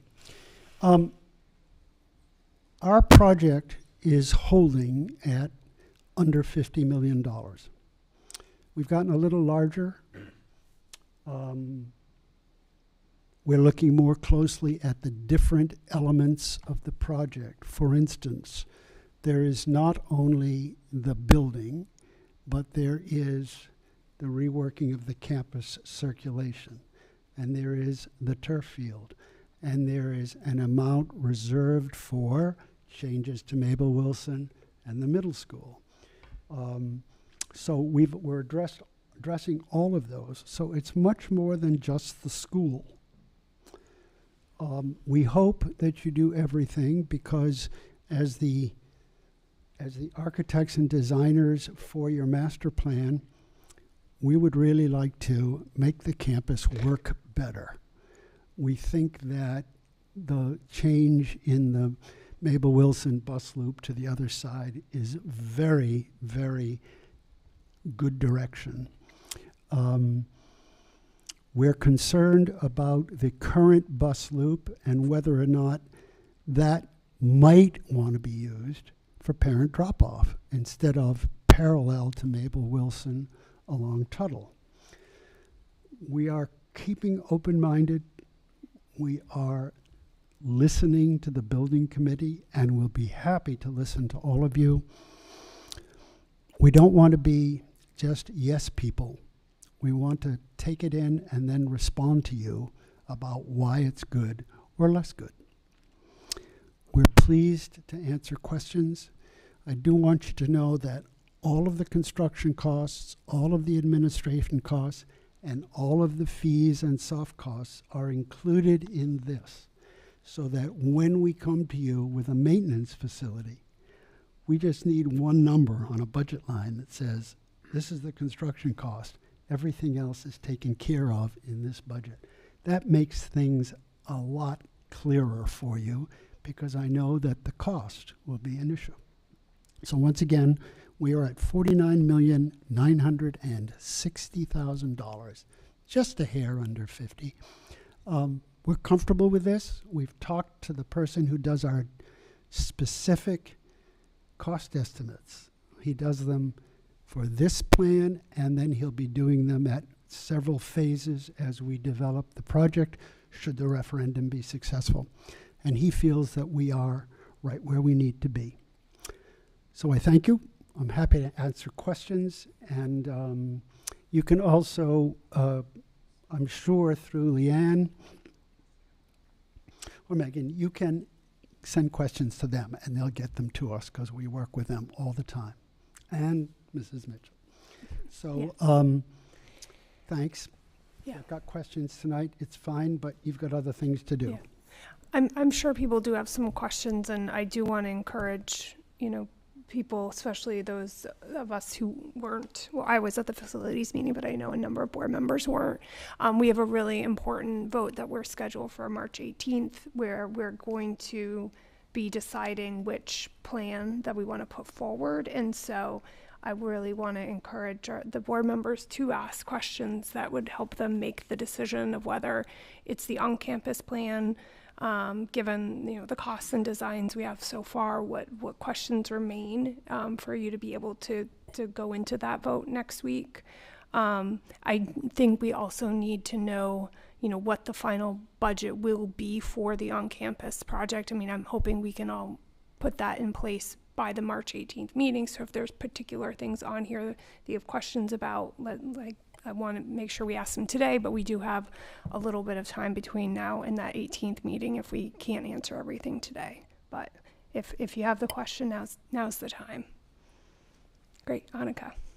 Thank you for the presentation. Definitely appreciate it. A few questions. I had wondered about the current bus loop and what the thoughts were on how that might be used. Certainly not looking for an answer to that necessarily this evening, but it did occur to me that with that parallel parking through the current staff parking lot that you might run into issues on Tuttle Road in terms of backup as well. So Right. That's one of the reasons we are just, as of last Friday, we had our building committee meeting and we had 17 different suggestions for how to deal with Mabel Wilson. Sounds like there's been a lot of. And we're going to answer all of them. But anyway, we're thinking about the bus loop. I think it's very important to keep the buses between the two schools. So that seems supported. But the existing bus loop, for instance, should we still use the middle school access to get to the bus loop? Or could we come in the curb cut that comes into Mabel Wilson for staff parking?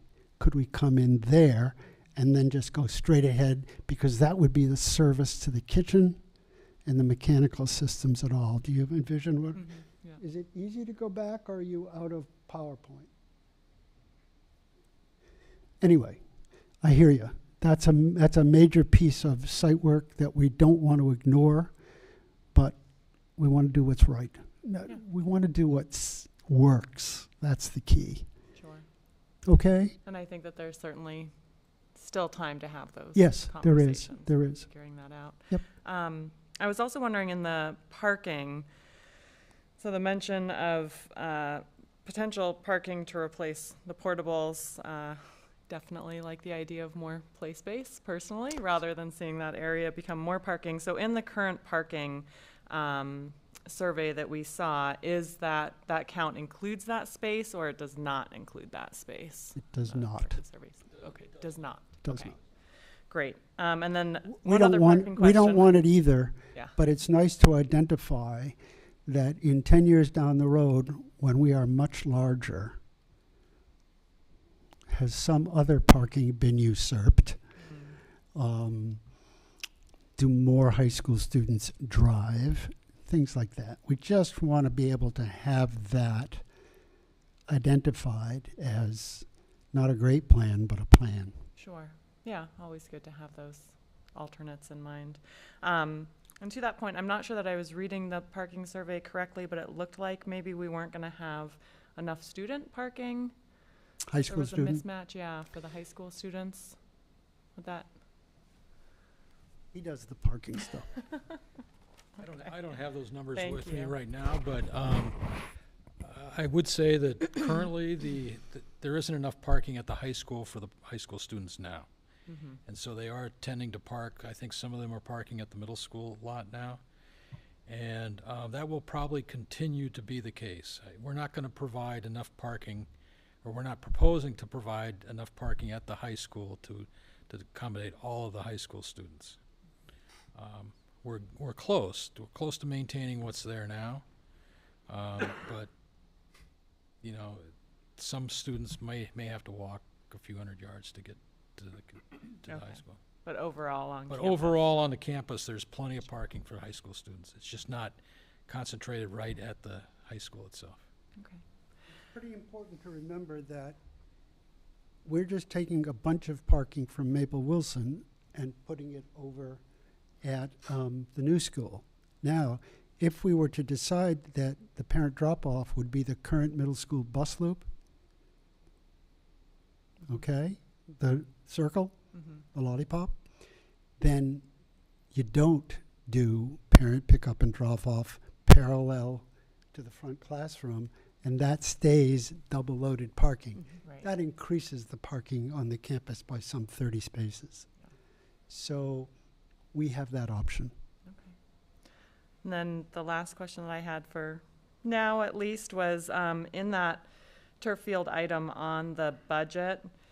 Can you speak at all to what type of turf field we're looking at there? I know, as some concerns have been raised about crumb rubber, for example. Are we looking at something that is a different infill? No, like I mentioned to the facilities committee, these questions come up on every turf field that we ever do, because there's a lot of, I wouldn't call it conspiracy, but there's a lot of kind of different thoughts on it's primarily the infill material that you're talking about. And, crumb rubber is kind of the basic standard. I think every school we've done in the last 4 or 5 years has upgraded to a different kind of infill material. So like Freeport used it's called Nike grind, which is actually ground up sneakers, Nike sneakers. So there's no crumb rubber in it at all. There's other options like they can encapsulate the crumb rubber with a plastic coating so that it encapsulates it and it's not exposed to students or kiddos. There's also organic kind of infill materials too, like ground up cocoa beans and kind of crazy things like that. But so I think as we get into it, we would definitely bring that research to the group and share with them our thoughts and share with them kind of what other options are out there. And right now, I think the number that's in the budget assumes some level of kind of infill that's above standard crumb rubber. But probably not Nike grind. That's a really premier infill material, and I think the only reason that Freeport got it is because of their relationship with Joni Benoit, and Nike's relationship with Joni. So they donated $1.5 million or $2 million to that project. So, and in fact they demanded that we use the Nike grind, even though it cost a lot more. Okay, thank you.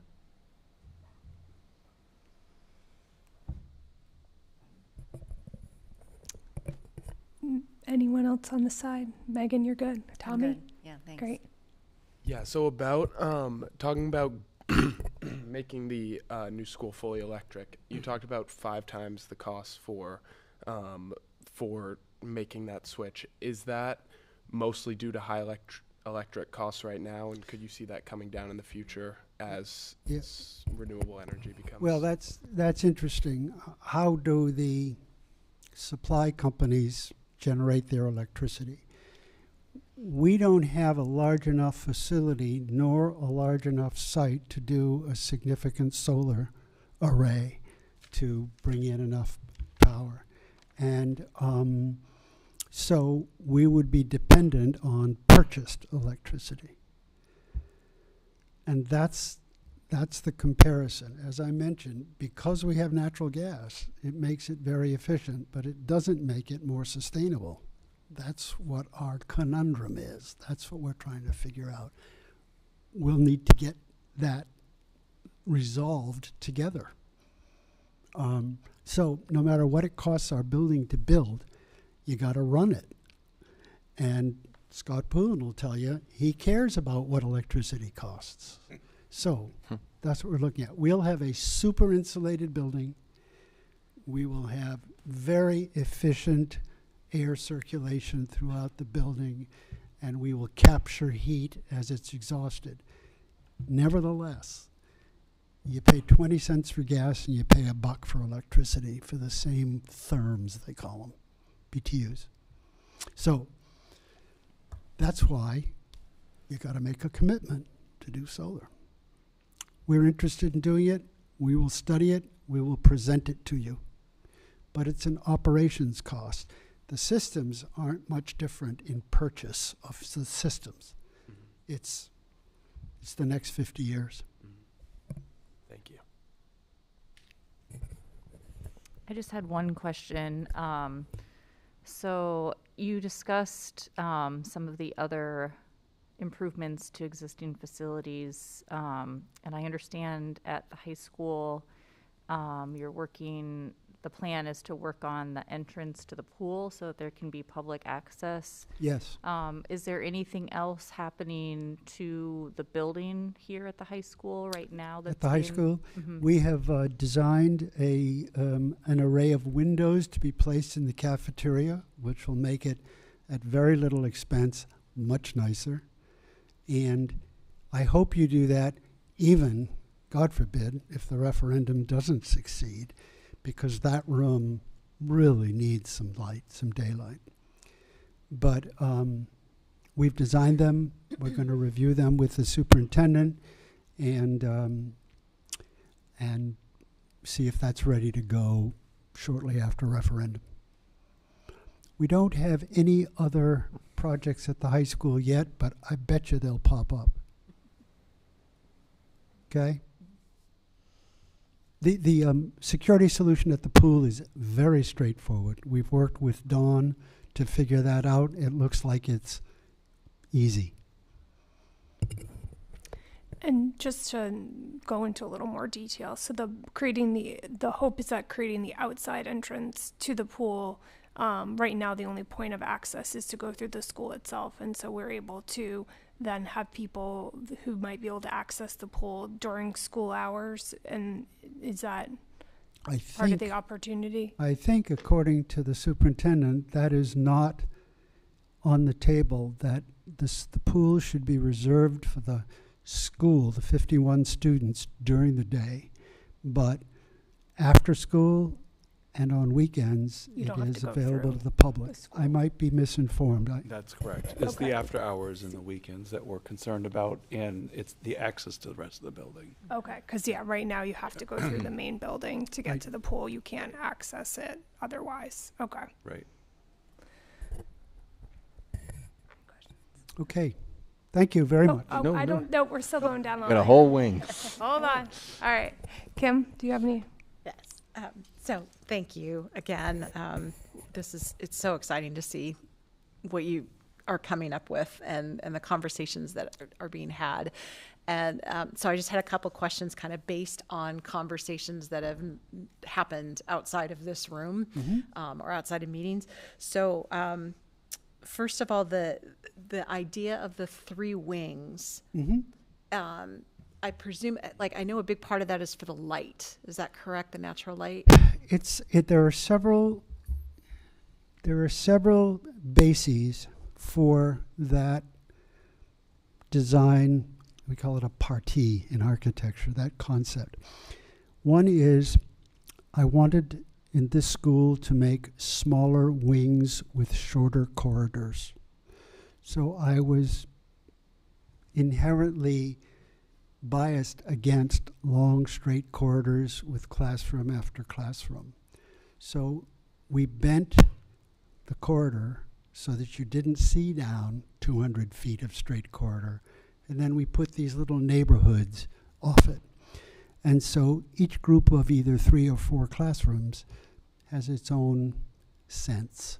Now, the school is not big enough, nor even the bent corridor long enough, so that you don't get to see other students.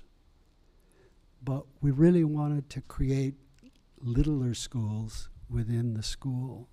That's sort of a cliche now, but each group of 4 classrooms has its own small group room, and each of the classrooms has its own toilet.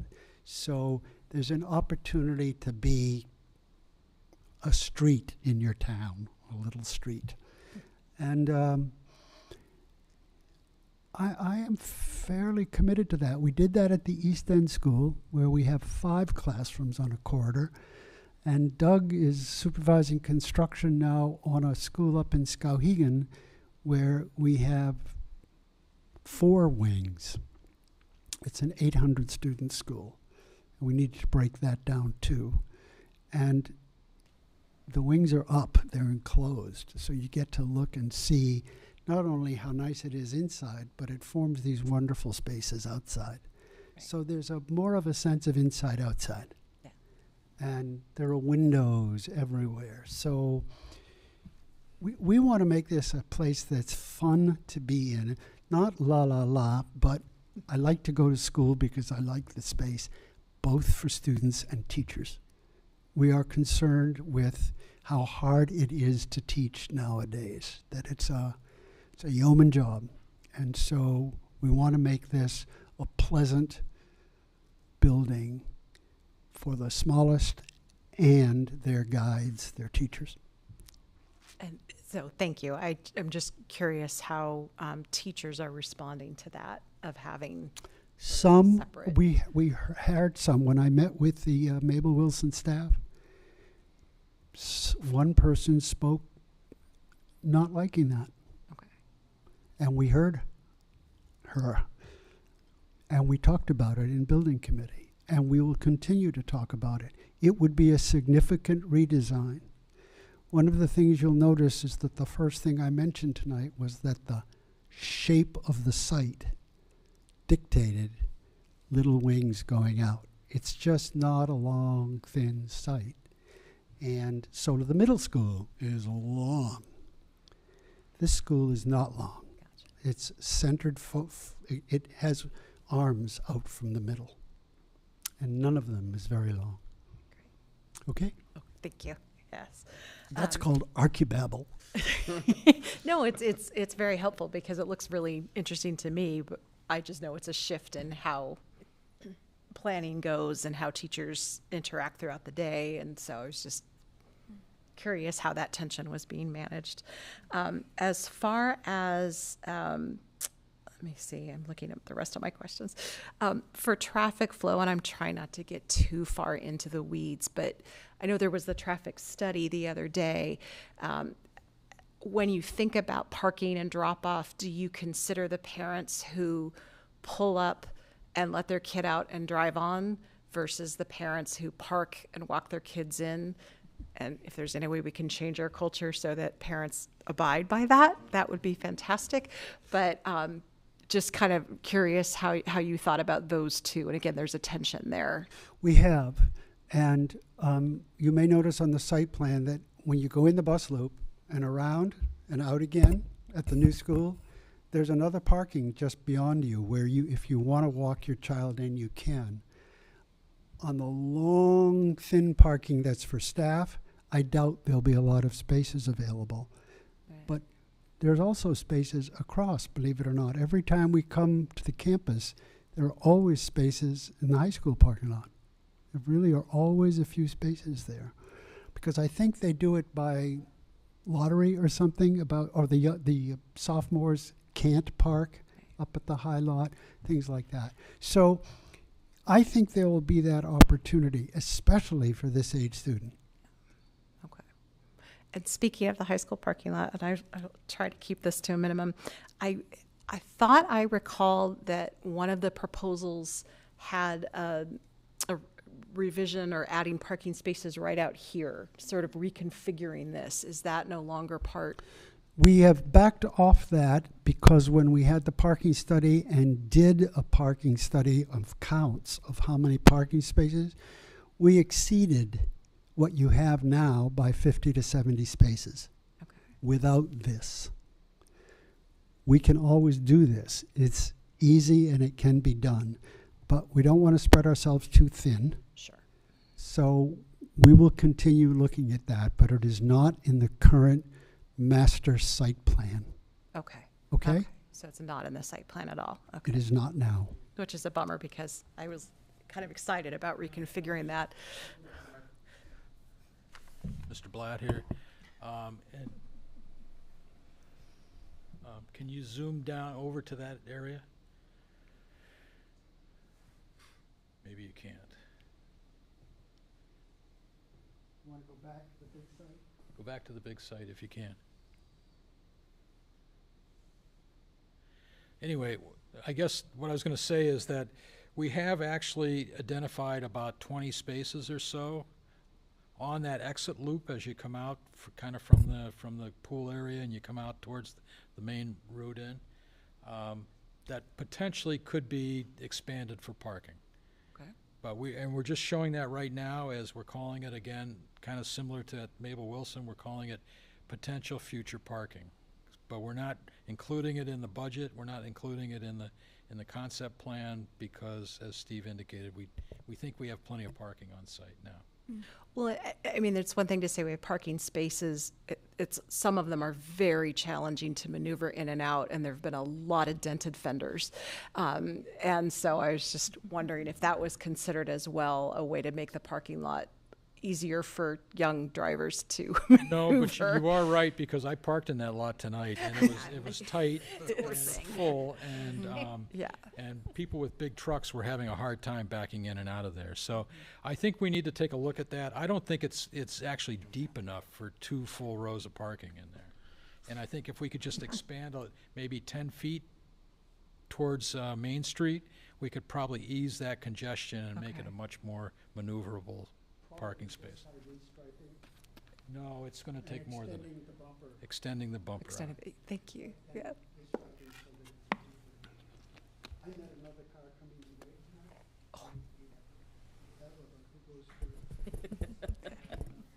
I teach driver's ed, so yeah, I can't help but think about it that way. Thank you very much. I do have questions about the turf field and funding, but I presume that is that going to happen at a different time? I don't want to waste valuable time when people can ask our architects questions. So, because that's separate from, okay, yeah. Do people have questions for the architects? I do. We'll continue down the line. I have 1,000 design questions, but I'm gonna focus on specifically what we need for March 18th. But if it passes, you'll get a lot more from me. So can you give us? We talked a little bit about drainage tonight. We talked about gas lines. Can you give us the best picture you can with the type of construction people can anticipate around that might that might cause traffic pattern delays, or just the amount of kind of changes it might be to our everyday, what we expect every day. What will During the construction do? Yeah, I mean, because one of the drawbacks to having an on-campus solution was that like the campus is just too small to be able to do any type of work like this.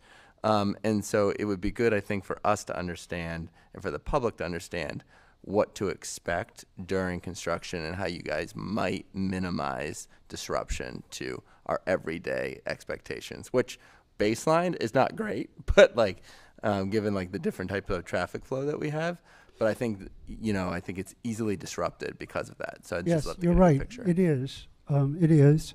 When we built the classroom wing at the high school, it caused a lot of disruption. And when we built the PAC, it caused disruption.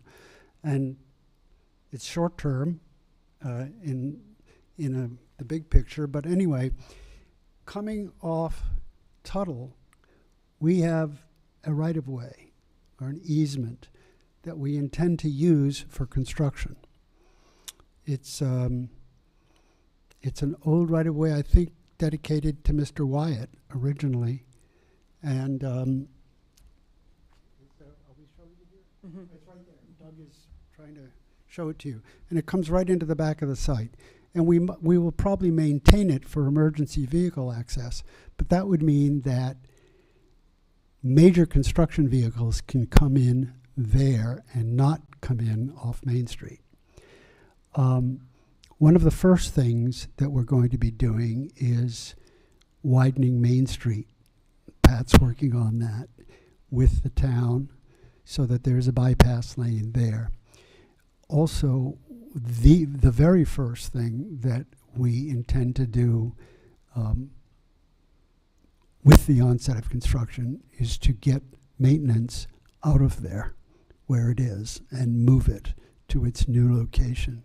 So the construction vehicles that come in off Main Street will be peeling off immediately. And I imagine we'll keep the site pretty well fenced It is fenced now. You can't see the land now because it's behind the big white fence. So we will be very conscious of the proximity to neighbors. And a question I think will be, how early in the site should we change the bend in the road coming in so that there's more of a buffer to the new school construction site? So right now, this does this. So if we do this early on, then we're further away. The building is further away from the high school. Do we try to do that during the summer, or like do you schedule that stuff for low traffic times? We could try to do that during the summer. We are intending to go to construction in June, I think, a year after the referendum. So we might be able to, well, we won't be out to bid yet. Maybe we could bid the site work a little early. Maybe we could get out to bid early. With site work, there's not so much of a lag time in getting materials because most of it is labor and the materials are local. They're excavated. So we'll think about that. Okay. And then the last question I have is, the other site at 80 Gray Road is bigger. I mean, we are, because of this, shifting grade levels. So that's a big difference between the two potential plans. And last time I had brought up what the potential would be of doing a full-on, just expanding now. So rather than wait to when we need the space, to just build the biggest building that we possibly can now. I'm not necessarily on that side, but I do wonder if you have pros and cons, and you can always email us too, with the cons of like heating space or putting energy into space that we're not utilizing or waiting, versus right now it's probably the cheapest we're going to get if you consider inflation and what it's going to be in 10 years or 20 years whenever we need that, versus just doing it now and having the biggest space that we can use. I'd like to have a kind of an understanding of, what the cons would be, how much we'd be paying in wasted space versus how cheap it is right now versus how much more it could be later down the line. And if there are any other things like, if we expand, we'd have to probably, match systems or upgrade other areas to match the new expansions. So I just would like to understand that a little bit more. You might not have those details now, I think but I'd in the like to coming give weeks that would be some good. thought. Okay, that would be really helpful. And that's all I have. So thank you.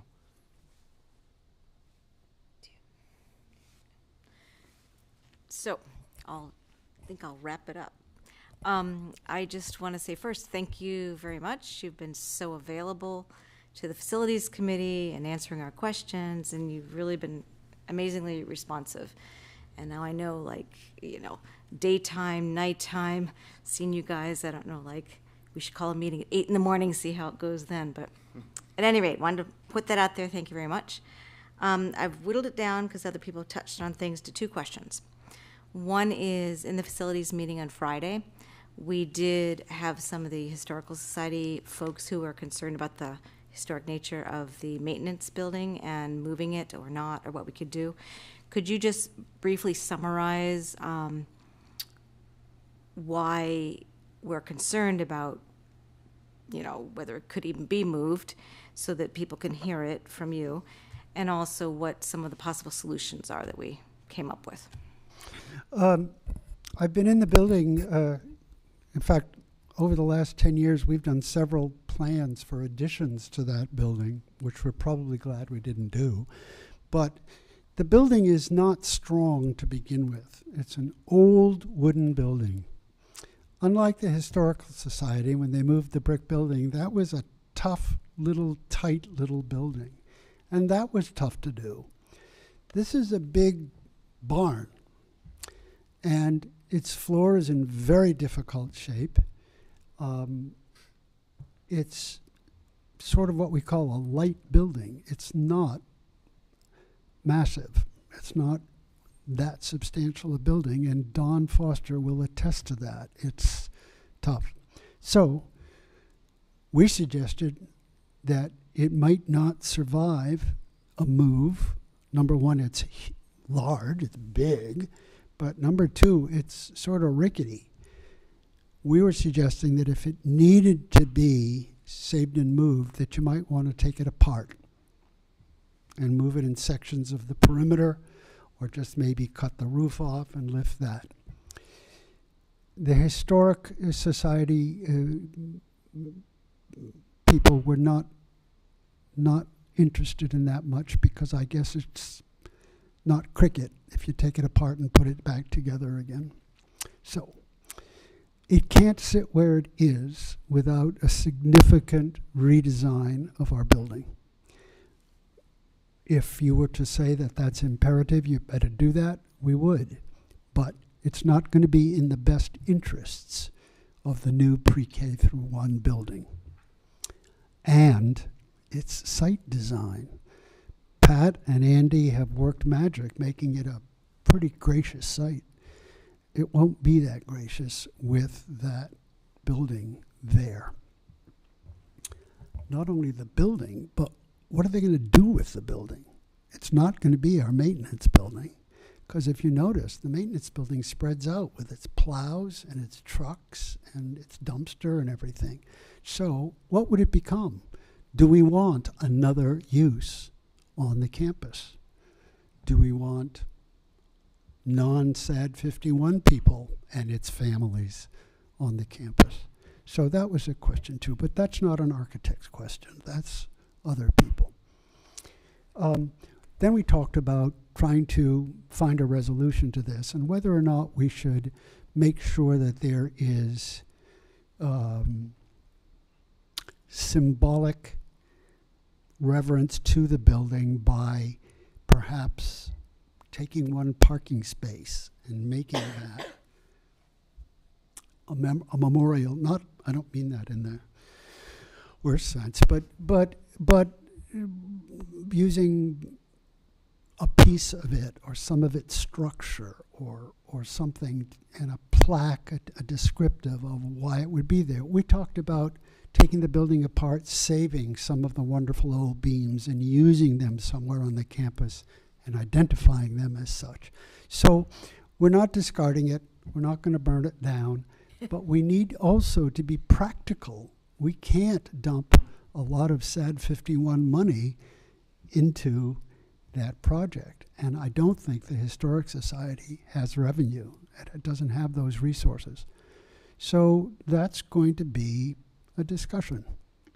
We'll do what we're directed to do. Can you just point, just for people who aren't as familiar on this design, exactly where it is, just so people can see where the existing maintenance building? Okay, thank you. Right there. It's right up against this house, and there's equipment out here, and there's trucks here. It's a pretty dense little. Mm-hmm. And we already couldn't fit all the equipment we needed in that space. So, yeah. Thank you for asking that question, and it was nice hearing from the Historic Society on Friday. Yeah. Yeah, if I read the room right when we were discussing it, there was a fair amount of excitement about maybe saving some beams or some floorboards, putting up a plaque, maybe using it in some of the buildings, or maybe like Wilson reworking. So there are ways to respect it. Mm-hmm. That's the way I understood people were feeling. Last question regarding the turf field, which has generated a lot of emails, which is great, and I appreciate getting especially research being cited about how people are understanding how it affects the environment and the athletes. And myself, I'm going to continue to read all that information. And you addressed with Annika my question about if we do find out that a different crumb or a different product is better overall. I guess I wanted to know, like, that 2.5 million I think you put in for the budget. And I think you've already answered it, that you didn't go for the base amount, but above, but maybe not to the Nike level. And I don't know, maybe booster club would be interested in helping us get to the Nike level. I don't know, we could befriend Joni, I don't know. But, so am I correct in understanding that there is room in that budget for something beyond the simplest? Yes, there should be room in material. that budget to look at some other options as far as the actual infield material too. And there's also also levels of turf itself that we can be looking at that are different levels of quality. They relate to different levels of play that have to be defined, and we have to work with the athletic director on that. And all of that impacts the cost and budget. So this is just a conceptual number right now, and as we get into the detail of it all, assuming that it passes referendum, we would be working through all those kind of nuances. Thank you. Any other questions on this side? Not a question, but I'll share this with the board via email. One thing that I would like to explore is moving beyond the smaller recreation room to a small gym at the new school. I understand that's probably beyond the needs of a pre-K through 1 school and their students, but just in terms of the recreational capacity that this community needs, I feel like it would be a missed opportunity if we didn't at least explore that. We've got a lot of young kids, actually kids of all ages, who are using our athletic facilities. You can hear them outside because they're over at the high school tonight. And our gyms are constantly being used. I saw Tim every Friday night this winter coaching basketball, and I've also seen the wear and tear that Mabel I. Wilson has experienced as a result of this. So at the very least, I think this is something that's worth exploring to see how it might factor into the overall plan. Would you be thinking about a gymnasium, a court, or just something larger than the 3,000 feet? Probably something similar in size to what's over at Mabel I. Wilson right now. Okay, thank you. Okay, we'll look at that. Thank you.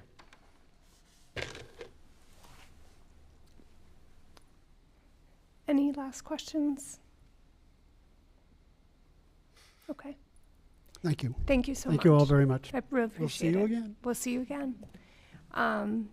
So I know there's still some questions around, what's in this budget for the new school and what would be included, and questions about the turf field. I know the communications committee has been talking about trying to share more information as questions come up around the turf. And what we end up, I guess, when do we need to make a decision if, next week we're voting on campus or 80 Gray Road, but is that also what we would be putting into the bond package on the 18th? Theoretically, yes, but statutorily, I believe, and Mr. Poulin can correct me if I'm wrong, I believe you have until April 22nd to set that would be the latest date, and there is a meeting that night, to set the referendum date, which then sets the actual amount that you're asking the voters to approve. Am I correct about that, Scott? Or is there? We need an answer next week. Okay, we need an answer. We need an answer, we need a project budget. Yep. We need to move things forward starting next week, otherwise we can't have the ballots. And when you say next week, you mean March 18th? The 18th, excuse me, because we need to have the ballots ready. The formalities can come after that as far as calling the referendum, and as Jeff was mentioning, but we really need a decision next week. And I know a lot of On the people 18th. are getting very excited about what they're seeing and hearing, and there will be also a lot of work and decisions that get made after, hopefully after it passes voters in June. So there'll be a whole other committee. I know we've been starting to get questions around a building committee and whatnot, and that would be coming after. We also need to talk about a public hearing date on the project as well, and the financing on the project to get those done. Yeah, that's. May I ask, this may be totally out of order, but we have Mr. Shapiro here right now, who has done a lot of the legwork on turf fields, is that correct? Is there any chance that we could ask some of our turf field questions while we have him here, or is that totally out of order? Well, no, this is actually, the public hearing section includes another comment period, so I think either way, I don't think I would. And it looks like we only have one member of the audience left. Yeah, so. Mr. Shapiro Can I is set, the. can I set the timer though? I think if you'd like to do that. Does that make sense? I mean, would you be willing to go and answer some questions? Thank you. On the spot. You were so close. So close. And thank you very much for the opportunity. So fire away. Well, you were the last one here too. So. Last man standing. I also do want to acknowledge there were a lot of people here before in favor of the turf field. I think I'm aware of that. I watched that part from home. Okay. I'm doing the second shift. So my first question is about the infill and what the different kinds are and the costs. And another question has to do with the fiber. Different sports need a different fiber. So are we talking about a field that football and soccer can use, even though they use different length, I've learned, or what? Those are 2 or 3-ish really good questions. And so the short answer is what we would purchase ultimately would be something that would be multi-use. There you can buy a field hockey only field. It has no infill and no fibers. It's a flat surface. We would not do that. So we would have some hybrid thereof. And what the gentleman was talking about before, about where we are in the budget, there's different grades. I mean, you can see that there are different, the technology is awesome. Obviously, we won't get too far in the weeds on this, but you can buy turf that has a combination of turf and grass. You can buy turf that has infill fibers interspersed with the grass. You can buy some that have no infill whatsoever and they still have blades. So there's lots of wiggle room there, depending on what company you use and what products they have to offer. But that would be certainly a really healthy discussion to have with our coaches and our kids and facility committee or whatever. What do we ultimately want to buy? It will have to be multi-purpose.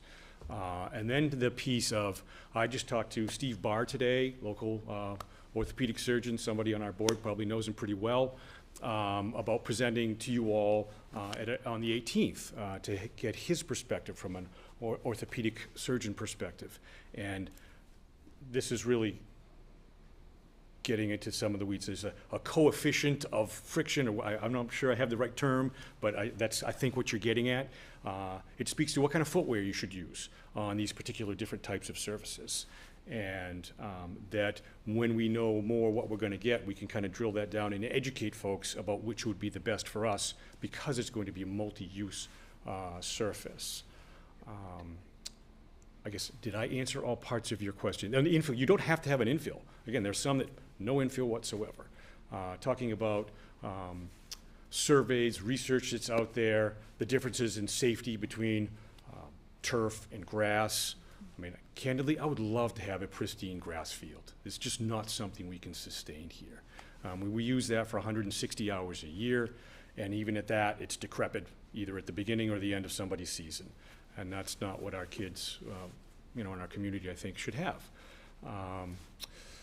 We talk about safety. I think one way to look at it, too, is, if you have a field that's at the end of the season, and I think Coach King spoke to that, having to go over to Yarmouth, and it's a reliable, sustainable surface that I don't have to worry about circumventing puddles and maybe some grass and some mud. It's going to be a nice playable surface throughout. So there's a safety component to that. And I think, I don't know if you said it in these terms, but what is ecologically friendly or sustainable, if that's the right word, maybe friendly is a better term for that, about, forever chemicals. That Kennebunk did a nice job when they built theirs recently and had a nice little display website that mentioned those things in particular, the forever chemicals. This is the type of thing that we're going to purchase. It doesn't have these types of things. It's more organic. I think it's coconut was one of the things, coconut shreds that you can use as infill. So again, there's all those things that are encompassed in what you can do to really meet the needs of and the wants of our community and what we want to have for a product. And we're real fortunate. There's a ton of them around here that are out there. We don't need to reinvent the wheel on that. I think it's a matter of us picking the right one. Did I answer all parts of that? You did, and I don't want to be a hog here, but I do have a follow-up question really ahead. quick, which is partly for Scott and you, I guess. So my understanding is, it's not maintenance-free, of course, and once, if, this is built, there's recommendations on how often you groom it, apparently is the term, and every 6 months is better than not because of health, and it's maintained better. Whether you plow it or not, who plows it, it could cost more. A water cannon to cool it down, but not probably needed. So there are all these other costs, and I realize we save costs, like we don't have to fix the field, and we don't have to plow the field, and yada yada. Have you kind of looked into that? Like, how much is this going to cost in the future? Yes, And then I guess is they the last short answer. 10 So, years. I don't want to cut you short there, but I'm glad you asked that. So when I was at Hamden Academy as the athletic director there, we had a turf field. Maintenance is next to zero. And so what you have, and I could do it myself. So it's really simple to do, depending, and that was within the crumb rubber and sand infill. I went out with a shovel and we raked some things around, and I had a little thing that was like a rake behind it. We do that once in a while. That's it. That is it. Actually, up there we had, it was a softball field in one corner of it, so we'd have cutouts that we would have to take in and out each sports season. So, and what, again, I'm glad you asked that because it's not maintenance free. It's very little maintenance. But I think the important thing is, like, maybe we call it an opportunity cost. The man hours that would be that are spent on our current game field, those folks who are overworked to begin with can now go elsewhere. They won't need to do anything. We can have, and we actually pulled it off this fall. We had a soccer game and a football game on the same day. That is seamless when you have a turf field. I can go from one thing to the next, no setup, no nothing. I don't need to do anything. The one other maintenance thing that may come out of this is depending on what we decide for a product and what you put in there for inlines. Do you going to have football lines sewn in, field hockey lines sewn in? Personal preference is no, is that you can easily paint that. And then if you go to Cape Elizabeth, they have a wonderful facility.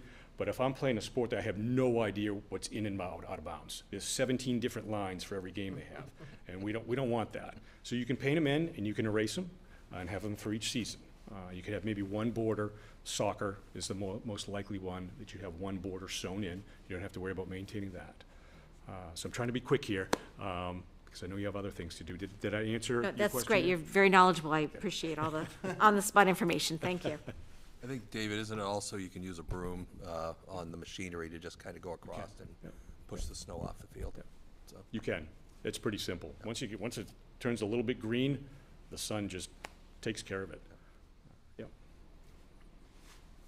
Yes. Did I cut? Okay. I appreciate the presentation that was sent about Greeley turf, and it's really clear from one perspective why turf is important, that you will extend the playing time and more people get access. Hearing tonight that teams are driving all over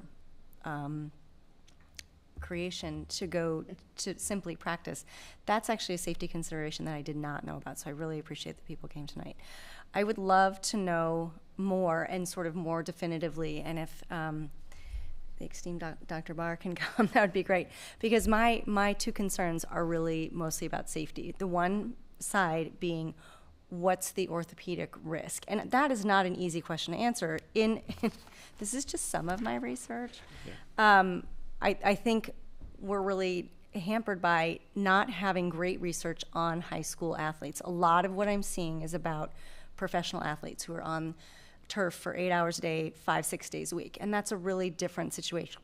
Situation to our needs. So I would love to have somebody speak to sort of like what's the injury profile of a turf field in these different scenarios, and I actually reached out to our sports medicine department at Intermed and didn't hear back from them before the meeting, but I think it'd be wonderful to just know a little bit more about that, because when you start looking online, there are contradictory bits of information all over the place. And again, it's really focused on professional teams. Correct. The other thing is the carcinogenic potential of these fields, which again, lots of information out there. that seems a little bit more distillable to, A, we're not totally sure, but B, if athletes are encouraged to wash their hands, to change out of their clothing, to not put their hands in their mouth after, using the turf field, it seems to really cut down on the risk. So sort of getting some more of that information as we deliberate this would be really wonderful. We can be sure to do that. Okay. And like I said, you go online, and I talk to orthopedic folks, other folks who, run turf facilities. This day and age, you can go online and find anything to support your opinion. Yes. So I think it's, what is the consensus about what we feel is best, most appropriate for our kids here, for our community, not just our kids. So, yeah, that's a great question. And I can tell you that we have looked at this quite a bit. And when you look at it kind of overarching, the rate of injury is really about similar to grass. And that's really across the board. You can find that anywhere. Whether it's professional athletes or high school athletes. I mean, there's certainly enough turf fields around the country that the research should be, accurate. The carcinogenic piece, I think, is a really harder one to quantify and to really figure out a real answer for that. But for the high school athlete, I think maybe we should be able to find some more information about that. So good question. That'd be great. Yeah. If I could jump right in there, I did some further research too and found out the early 2010s, you're probably aware of this already, early 2011, 12, 13, whatever, when the turf fields were pretty new, there were a lot of concerns. And so when I was looking, a lot of the reports were like the athletes are getting, especially the goalies, were getting a lot of cases of cancer and high school goalies, et cetera. At any rate, what I've come to find out, there's a New York State and California. Both have research out now, much more recent, and it does address some of the high schoolers. I talked to the athletic director at Waynfleet and Bowdoin, and they've all put in fields, and Bowdoin put in a second one recently. Didn't get debates yet. I'm sorry, I'll get to it. But my understanding is the more research that has come out has been more positive and not entirely conclusive, but more positive than the earlier ones. So I'm continuing to look, but I do, when I find those, I'll get it. Well, thanks for doing some of my homework. That's Seeing that too. I'll go. So off of that vein, as far as carcinogenics, what do we use on the field now? That's a good point. So we fertilize the fields. I couldn't tell you specifically what those things are, but I know that they have to, meet all federal and state guidelines of what we put out there.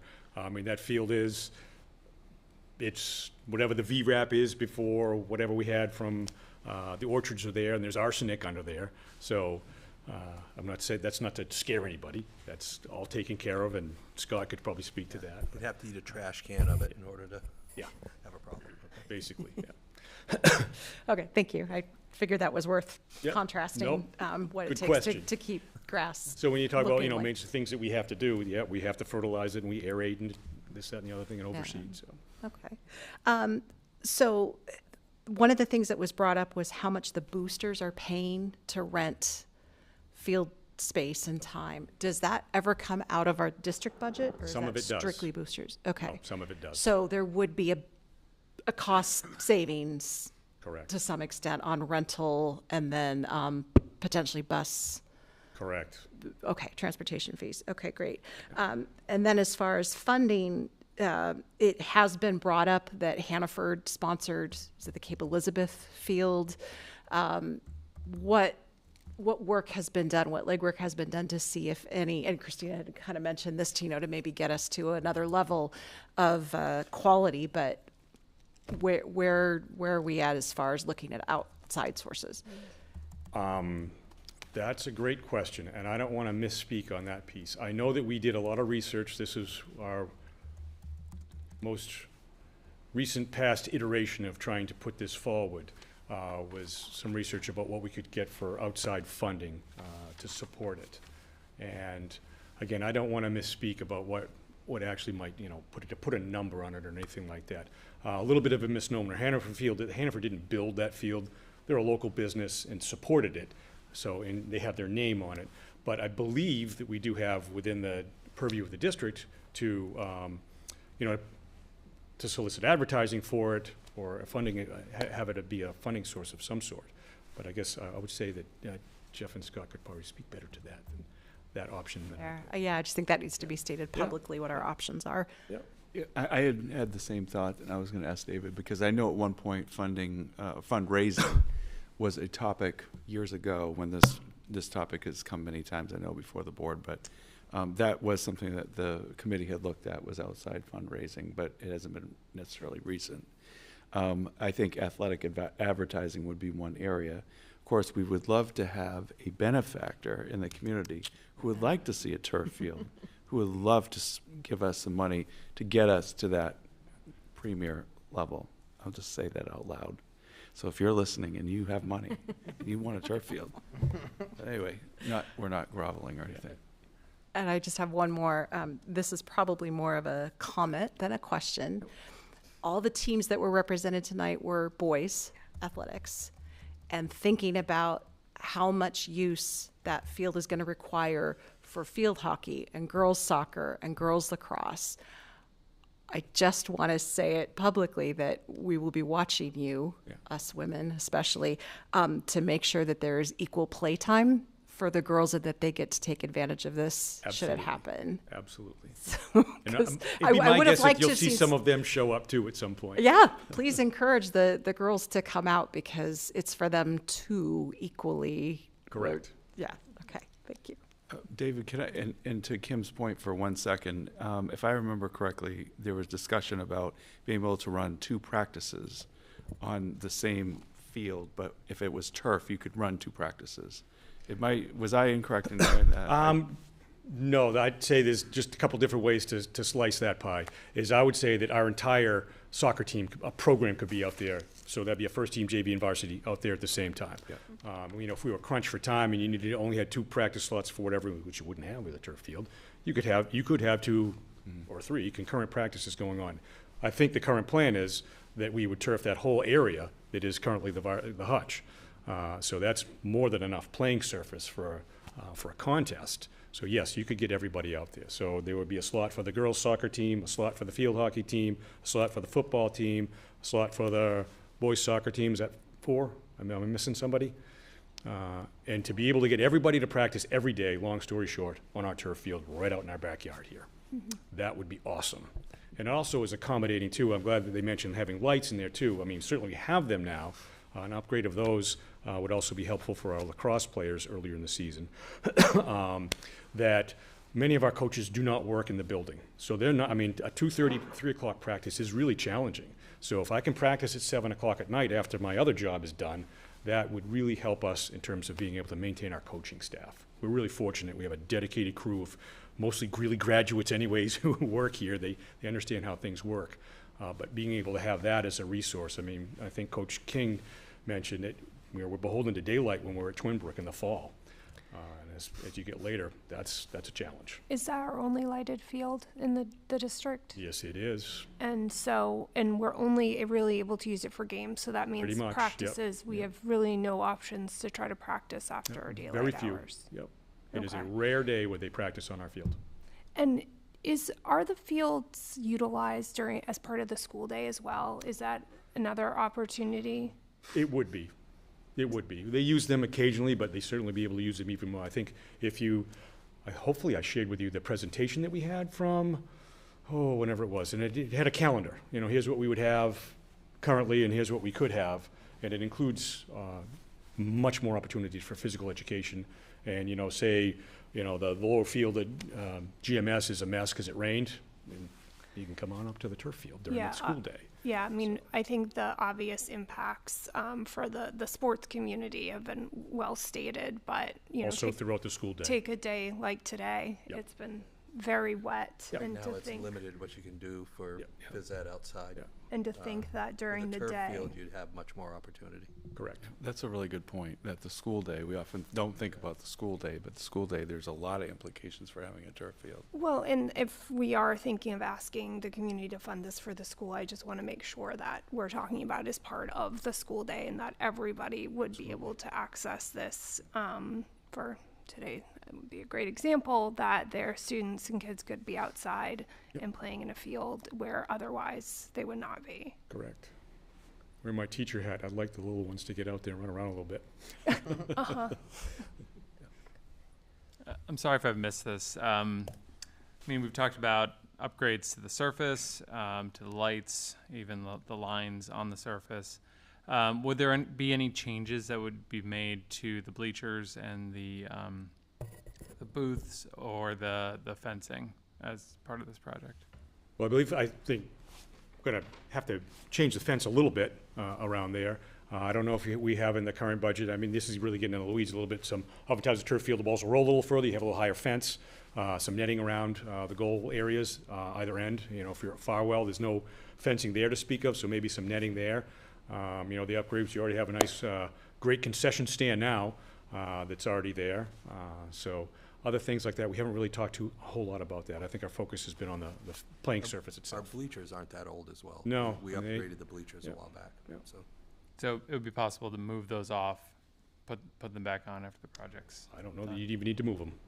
I mean, they would right know up better to than I, but I think they could probably stay right as. Okay. While you're here, congratulations on the ice hockey game on Saturday and how well our team did. While you're here, we can actually Nice, say yes. somebody that doesn't play on a turf field, but that was very exciting. Well, while we're here too, we should also, you know, recognize our 2 state champions. So our girls Nordic team, Yes. State champions, and our boys indoor track team, state champions. Yeah. So, And I know we have the unofficial recognition coming Yes. up in a future meeting. Yep. So, but thank shall. you. we get a little FaceTime with them. Very exciting. So, again, thank you for the Thank opportunity you. to come up here. Thank you. Yeah. Appreciate it. Anything else for the good of the cause? Well, y'all know where to find me. Certainly, you know, fire away. I know that you've received some missives from members of the community, and I appreciate you taking time to listen to them and to me. So, thanks. Great. Thank you. Thank you. So does that close our public hearing portion of the agenda? Okay. So I recognize that it's now 9:10 p.m. We skipped the stakeholder survey presentation. Still remaining on the agenda is we have 3 items for action, which also includes a vote on the equity plan and then the superintendent's report and committee reports. As far as like what could potentially be moved to a future meeting, but that would be April, would be the stakeholder survey. Thank you. Thank you. And so I just wanted to touch base on if there's items that people would be okay with deprioritizing for today's meeting, because I know it's already late. I know everyone has a copy of the stakeholder survey, and so would be okay saving the presentation for a future meeting. I would. I'm fine with that. I'd be okay. Is everyone okay? I would, though, I just question, because, I mean, we have a lot of stuff to talk about at many of our meetings now. It wouldn't be and- the March 18th meeting. Okay, We okay. would, I think we said the April meeting. Yeah, it would be the early April meeting. Okay. Okay. So I am going to move to the items for action. Can I get a motion to approve policy BE school board meetings as presented? I would like to make a motion to approve policy BE school board meetings as presented. Thank you, Anne. Can I get a second? Great, thanks, Denny. Would you like to just walk us through that policy, Anne? Yeah, the changes to this policy were just giving us more leeway on scheduling board meetings, so we weren't tied down to any specific time or day of the week. Just general overview of the changes. Great. Anyone have any questions? Great. All in favor? Great. Everyone? Do you want to put this next motion forward too, Anne? Yes, I would like to move to approve policy BDE, board standing committees as presented. Can I get a second? Second. Thanks, Christina. This policy really didn't have any major changes, but I lost my train of thought. Okay, any questions? I know this is second read. Great, all in favor? Okay, thank you. All right, now we move to the equity plan. Kim, would you like to make a motion? I move that we approve the equity plan as presented on February 5th, with just a couple of changes that I will mention once we second it. Yes. Okay. I'll second. Great, Anne seconded. All right, would you like to go through the changes? Yes, they're quite minor. Most of them were typo type things. Sorry, let me make sure I have my notes in front of me. I have like 3 different pages where I've been jotting about turf field now. So the first one is, I just want to highlight that some of you may notice, and I cannot remember, Jeff, if you said it out loud, but the equity audit was taken out of the budget proposal. That does not mean that the audit is not still in the equity plan. We spoke with some folks over at Yarmouth High School who did an equity plan, and they were able to find grant funding for that, and that is what we would like to pursue. So we still have that we are recommending an equity audit. That hasn't changed. It did not say in the original plan how it was going to be funded, but if anybody was concerned that it was taken out of the budget, that doesn't mean it's being taken out of the equity plan, if that makes sense, if anybody has any questions on that. The second thing is, and thank you to Annika who discovered this, somehow in the public presentation, the description under community engagement was wrong, so that has been fixed. That was just a typo, a copy and paste typo. We changed the language regarding policy BDE because that the makeup of the equity committee does not fall under policy BDE, as it's not a standing committee, but that is still something that the equity committee would very much like to pursue, is protecting the approval of, or the selection of committee members on the committee. Everywhere where it said portrait of a graduate, it should now say profile of a learner. I did spot one place where that, I think it says POL for profile of a learner, but it still says portrait of a graduate. So just so you know, the language, to make the language consistent, it will now all say portrait of a learner. And then the last thing is, based on board feedback, when we had the conversation about outputs and how to measure that, we're certainly leaving that open to perhaps add another column to the plan. But for right now, we also think that it's important to have the discussions about an equity audit so that we understand how we're measuring these outputs and what that would look like in a plan. So I just wanted to acknowledge that that is definitely still part of the equity committee's priorities, and it just isn't actually in the plan at the moment while we're still working that through. Does that, Tim, would you say that? Yeah, that's correct. I mean, otherwise we would put a blank column in there that says waiting for baselines or audit to happen, and so just for a cleaner look. But we are 100%, on board with that. Yes. So that's it. Any questions, comments? Denny? Thank you. My colleagues know, but the public may not remember, that I was appointed at the beginning of the year due to a vacancy, and by the Town Council of Cumberland. And I put forward my name because my observation had been that nationally, school districts had a hard time pulling themselves or pulling the community together around an equity plan. It was hard work, oftentimes contentious, and I wanted to put my name forward to the Town Council so that I could help, if necessary, to try to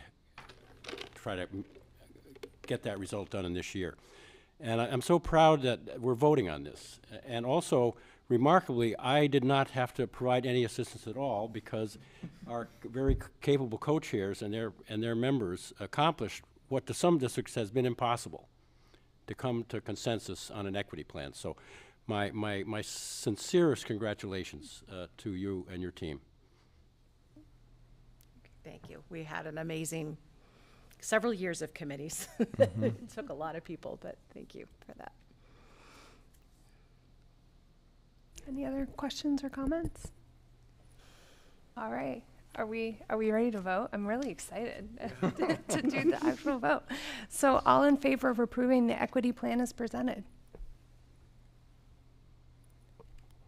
And it's unanimous. So yes, big thank you. Congratulations.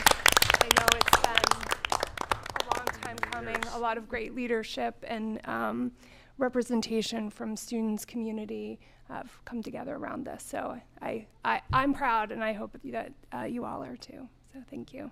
Appreciate it. Thank you, everyone. Whew. Okay. Superintendent's report, which includes the first read of the 2024-25 calendar. Yes, it does. Superintendent's report, and trying to blow this up for you for some reason. There you go. Okay.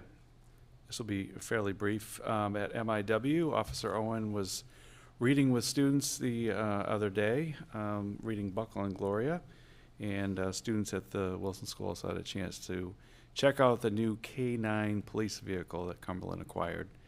At 4-5, the newspaper club celebrated their winter edition of the Greeley Gazette at a publishing party. I had a chance to read their edition, and it's amazing. It's like a dozen pages, and each student, or all the students, got together and wrote different articles. Very well done.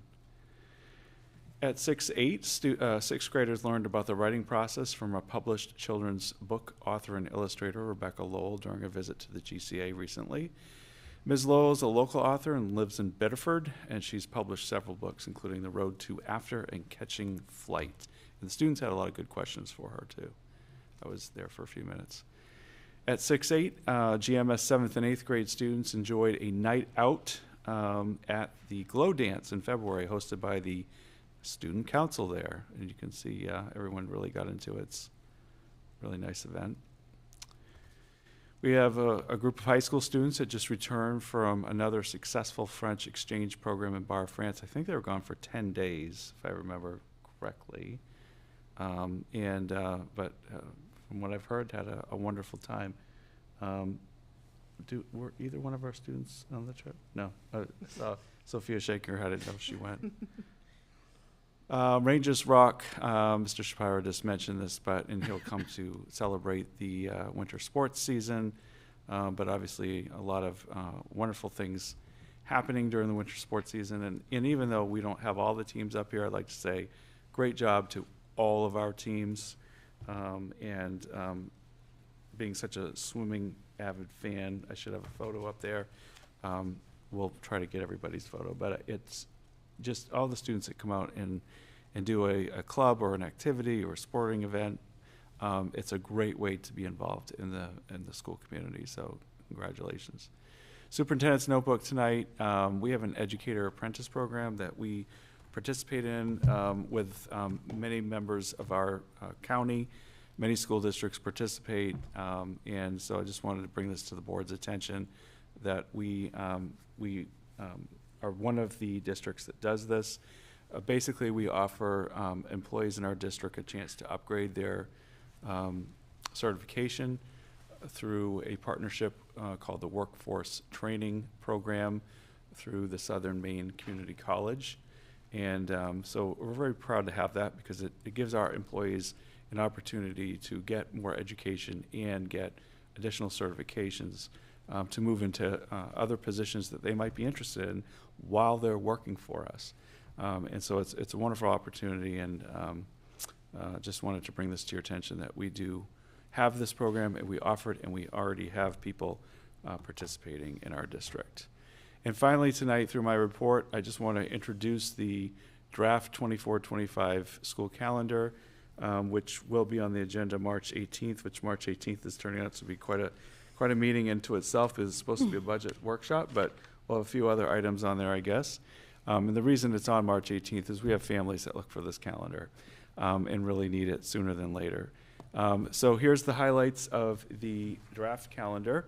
First of all, this will be the first time in many years that we start school after Labor Day. And there's two reasons for that. One is Labor Day is really early. It's on the 2nd of September in 2024. So that's one reason. The other reason is that the regional calendar, which is required by state law, all districts who send to the same vocational center have to agree not to be dissimilar more than 5 days. So we all agreed that we're going to start after Labor Day this year. And so that was interesting. That was a good decision. And as a result, we have 3 school days in a row. We usually only have 2 that first week. So that allows the opportunity for us to start on a Tuesday. I'm sorry, it will be 4 days in a row, which is unheard of in our district, that first week to have 4 school days. I forgot about Friday. And so there'll be 4 school days that week. And again, this draft calendar retains 9th graders starting on the 3rd without 10th, 11th, and 12th graders there. This would be the 2nd year that we've done it formally that way. So 10th, 11th, and 12th grade would start on Wednesday the 4th, so that 9th graders could have the 3rd to themselves at the high school, and then stagger the kindergarten and pre-K as we've done in other years. There's 25 early release days built into this calendar. That is right in the average range of other years. And it follows the same format that in weeks where there's not another day like a holiday, there would be, when there's a full week of school, we have an early release on those weeks so that it's easier for families to follow. A couple other things about the calendar. All of the holidays that we helped to observe or hope to observe are on the back of this calendar, so you won't see this on the screen, but in your packet, and certainly as we publish this after the board approves it, all the cultural and religious holidays are spelled out, and the dates of these cultural and religious holidays we are denoting by bold on the calendar, as we did this year, the first day of that cultural or religious holiday, and then provide some more context around, for example, October 2nd, Rosh Hashanah, begins at sunset on October 2nd and ends at nightfall on October 4th, so that we ask that our staff are making sure that they're observing these in terms of making sure that there's not unusual events or a lot more homework or tests on certain particular cultural and religious holidays, and trying to be more observant of that. And then the end of the school year, without any more storm days or any storm days, would be on Friday the 13th. If there are 3 storm days, that would go up to the 18th, and then remote days would kick in, so it would be the same format as we've had in the past couple of years.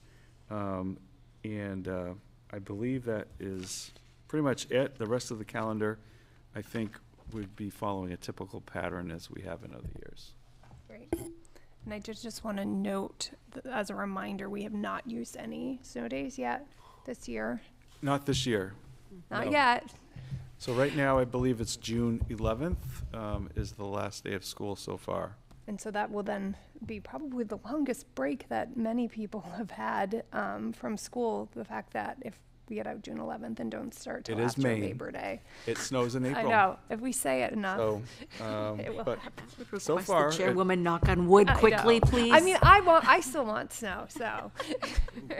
So, yeah, I'm we'll not see if ready. it's, we'll see if it's the longest, but yeah, you're right, it would be the longest break because The we're going. longest break, right? Yeah, going So. after Labor Day, but this is probably like once an anomaly unless the board wants to continue this trend, but it is so early, it made sense. Any questions about the calendar? Or any of the other items in the superintendent's report? Okay, thank you. And that'll be, this calendar is gonna be posted as well, just so people can take a look at it. We can post it as a draft if you'd like it posted as a draft. We've typically waited till the Waited. board approved it. Okay. And then we put it out, just so it's not confusing. Okay. If there was a change. Okay. Yeah. Thanks. Okay. Let's move to committee reports. First up, students. You ready, Sophia? Okay. So last week we had a representative from the Red Cross come and speak with us about the blood drive that's happening next Friday, I believe. So last year we exceeded what we originally expected to be donated. And even this year, I mean, I'm so terrified to donate. Like, I could not do that. I want to pass out thinking about it. But it's like so amazing how many students are just like so ready to just get up and give away their blood. So that's awesome for them, not for me. Won't be doing that. How old do you have to be? 16. Oh. Yeah, but there's that. The SATs for juniors, this is the first round, are this Saturday in the morning at the high school. So that's exciting, also a little bit nerve-wracking, but we'll get through it. And then touching on what Mr. Porter said about the French students going to France, I heard so many cool stories about like just the experience there and being able to experience a totally different like culture, especially like in a school setting. Like, I've traveled around Europe, but I've never been able to experience it like in a school setting, and hearing how different it was like so crazy to me. So the stories that I've heard have been really cool and positive. So yeah. I've even heard that some students come back and want to change the school to make it more French-like. Specifically, a student came back and said that they want a student lounge, which apparently the school and bar have this beautiful student lounge. So maybe that's something that you'll see at the high school soon. But It's already coming in the circle room at the. yeah, they already have one in the new school, so. Yeah, no, totally. But this week is also Spirit Week for the high schoolers. Today was Greeley gear. Everyone wore their Greeley gear. Tomorrow's Jersey Day. Wednesday is America. Dress up in red, white, and blue. And then Friday is Color Day, where you dress in your grade's colors. And then each grade also has different themes, movie themes, based on what their color is. And then we have an extended advisory on Thursday as well, where we'll be doing fun activities, bringing the whole school together. And I always love Spirit Week. I'm really excited for it and for the rest of it. And I'll definitely let you guys know how it goes afterwards. We also don't have school on Friday, so that's also something that makes Spirit Week special, is that you get out a day early. Senior project revisions are due this Friday.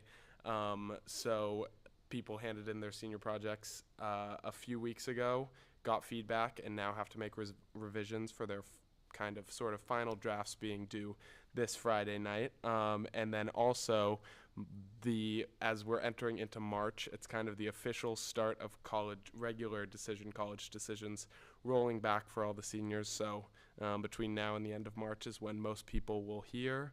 And then, as Mr. Porter talked about in the superintendent's report, 2 state championship teams in the girls Nordic team as well as the boys indoor track team, which is a strong showing from Greeley, as we have not, I don't think, had 2 state championships in one season in a long time. So It's true. that was really exciting. That's really Yep. That's really cool. Great. Thank you. Community engagement. Megan? We continue to work hard on our FAQs, and the reason these are so important is because they will essentially become our scripts for when we start to actually engage with the public and discuss the new school. So to come yet is a sign-up genius sheet from me to all of you, inviting you to sign up for shifts to engage with the public to talk about the new school. And as an example, we're thinking about things like March 20th, the parent-teacher conference, hopefully having representation in all 3 schools with some sort of marketing sign saying "Ask Me," and then we'll have, again, these FAQs as our script with a lot of the basic questions that we anticipate people will ask. Why on campus and not 80 gray? Why this size? Did you consider geothermal? Things like that. So you'll have a sort of way to answer these questions. Other examples of great opportunities to engage with the public are March 22 through 24 at Footloose, which is the upcoming production. Swim Bike Run, May 19th. May 3rd, Greeley Got Talent. May 15, kindergarten orientation. And Tommy has invited us to join him for lunch on campus in early June to engage with others who will be voting, hopefully in June, and be available to answer questions of 18-year-olds, which I think is a fabulous idea. Other ideas for community engagement that are less sort of like we're showing up at public events, but this is more us organizing question and answer sessions include something at the West Custigo Hall that would be sort of kid-friendly, an on-site walkthrough another night or day or night at Valhalla, and hoping to sneak one more in June. So this is all coming out as the dates get settled, and we'll invite the architect of whichever plan we agree to attend these events as well, to be there for questions. I plan to update the Cumberland Town Council April 8, and we will also update the North Yarmouth Select Board. We being, I think, Tim or Leanne, I'm not totally sure who's going to take that mantle, but somebody agreed to, and I appreciate it. So that I've been sort of harping on these FAQs for the last several weeks, but it's because they really will serve as the backbone for kind of how we answer questions. If you don't feel totally comfortable about something, you can always refer to the FAQ. Great, thank you. Thanks. All right, finance, Tom? I'm happy to answer any questions, but I think you've probably heard enough finance and budget for tonight. All right. I had one comment to Megan. This is from a North Yarmouth resident, a suggestion, Link Merrill. And the idea is that what people really need to know is what it's going to cost them more in taxes. And so you spend a lot of effort trying to communicate this in various ways. He suggested, is there a way that we could actually, and it might cost a little money, mail them a direct estimate? Because we know what their valuation is. The town managers have them. And so could we put together in some format a little message or a letter saying, based on your valuation, your cost is going to be X? Just pass it along. That seems to be the flashpoint for every voter. You know, what is it going to cost me?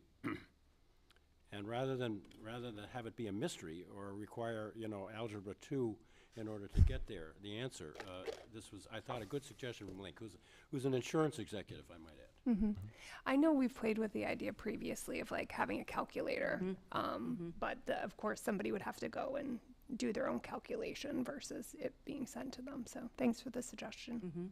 Absolutely. Policy. Anne? We have 2 policies for first read deletion this evening. IHBAG programming and the least restrictive environment, and relatedly the administrative guidelines.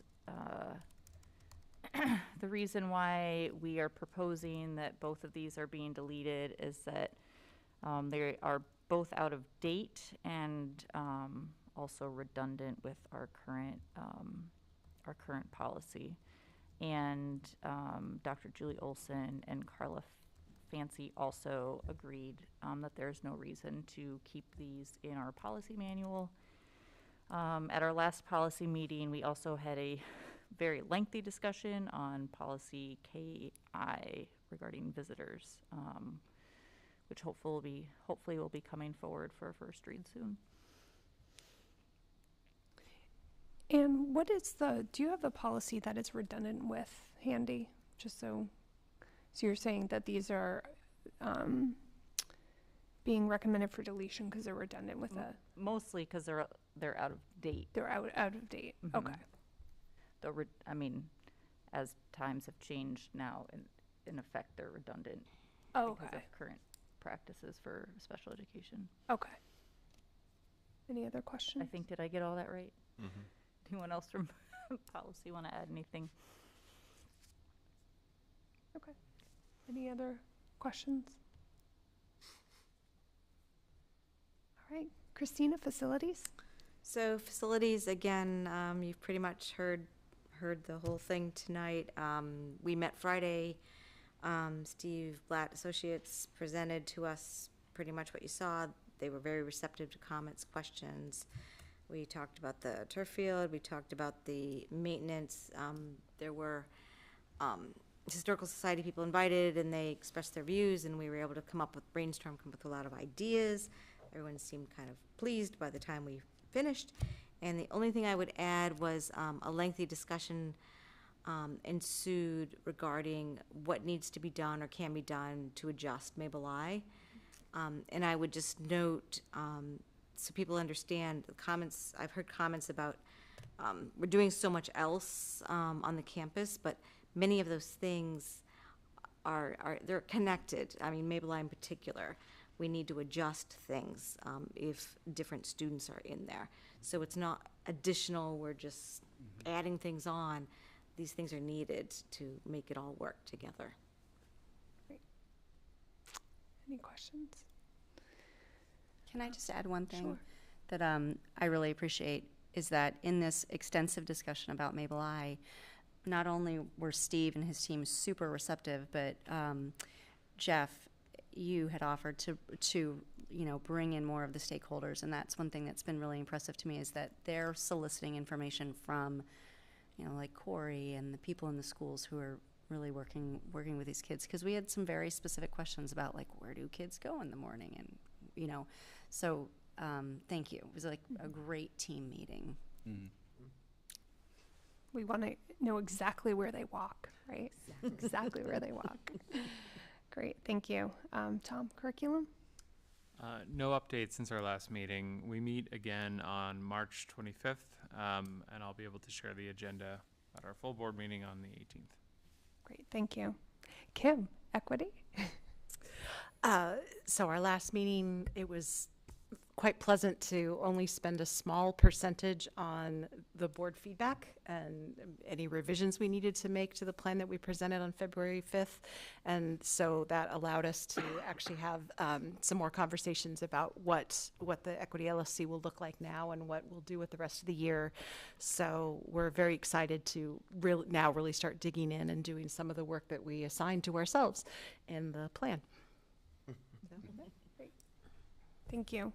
Has there been any ad hoc committees that people would like to report out on since we met last? No? Okay. See a lot of head shaking, or it's too late and we don't remember anyway.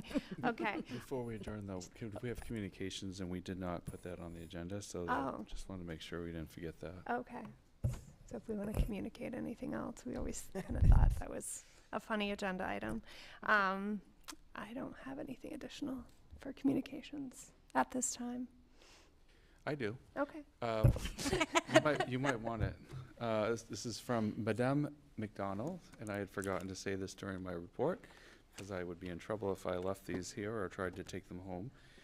These are souvenirs de la sauce, something, from France, from Bar France, and they say enjoy. I don't know how to say that in French. However, I'll pass it this way, but they are straight from France, and they are treats. You've been hiding snacks from I've us been this hiding entire meeting. I almost didn't bring them to the meeting. So Melissa made sure that they made it into my hands as I walked up the office. You need to share those with the board. Let's put communications at the front next time. Seriously. But anyway, they look really good, and I didn't even open the package, so. And I'll open it. Christina's opening it for you. Christina, thank you. And it was really. Please take something before you leave. They wanted to bring it back as a souvenir to the board. That was so nice, and we received a wonderful update too after they got back. So just thrilled that we're able to offer that experience. So thank you. I can't wait for one of those treats. All right. Can I get a motion to adjourn? All right. Denny, second? I'll second. Kim? Second, Kim. Yep. All in favor? All right. Cookies and all. I know. And thank you.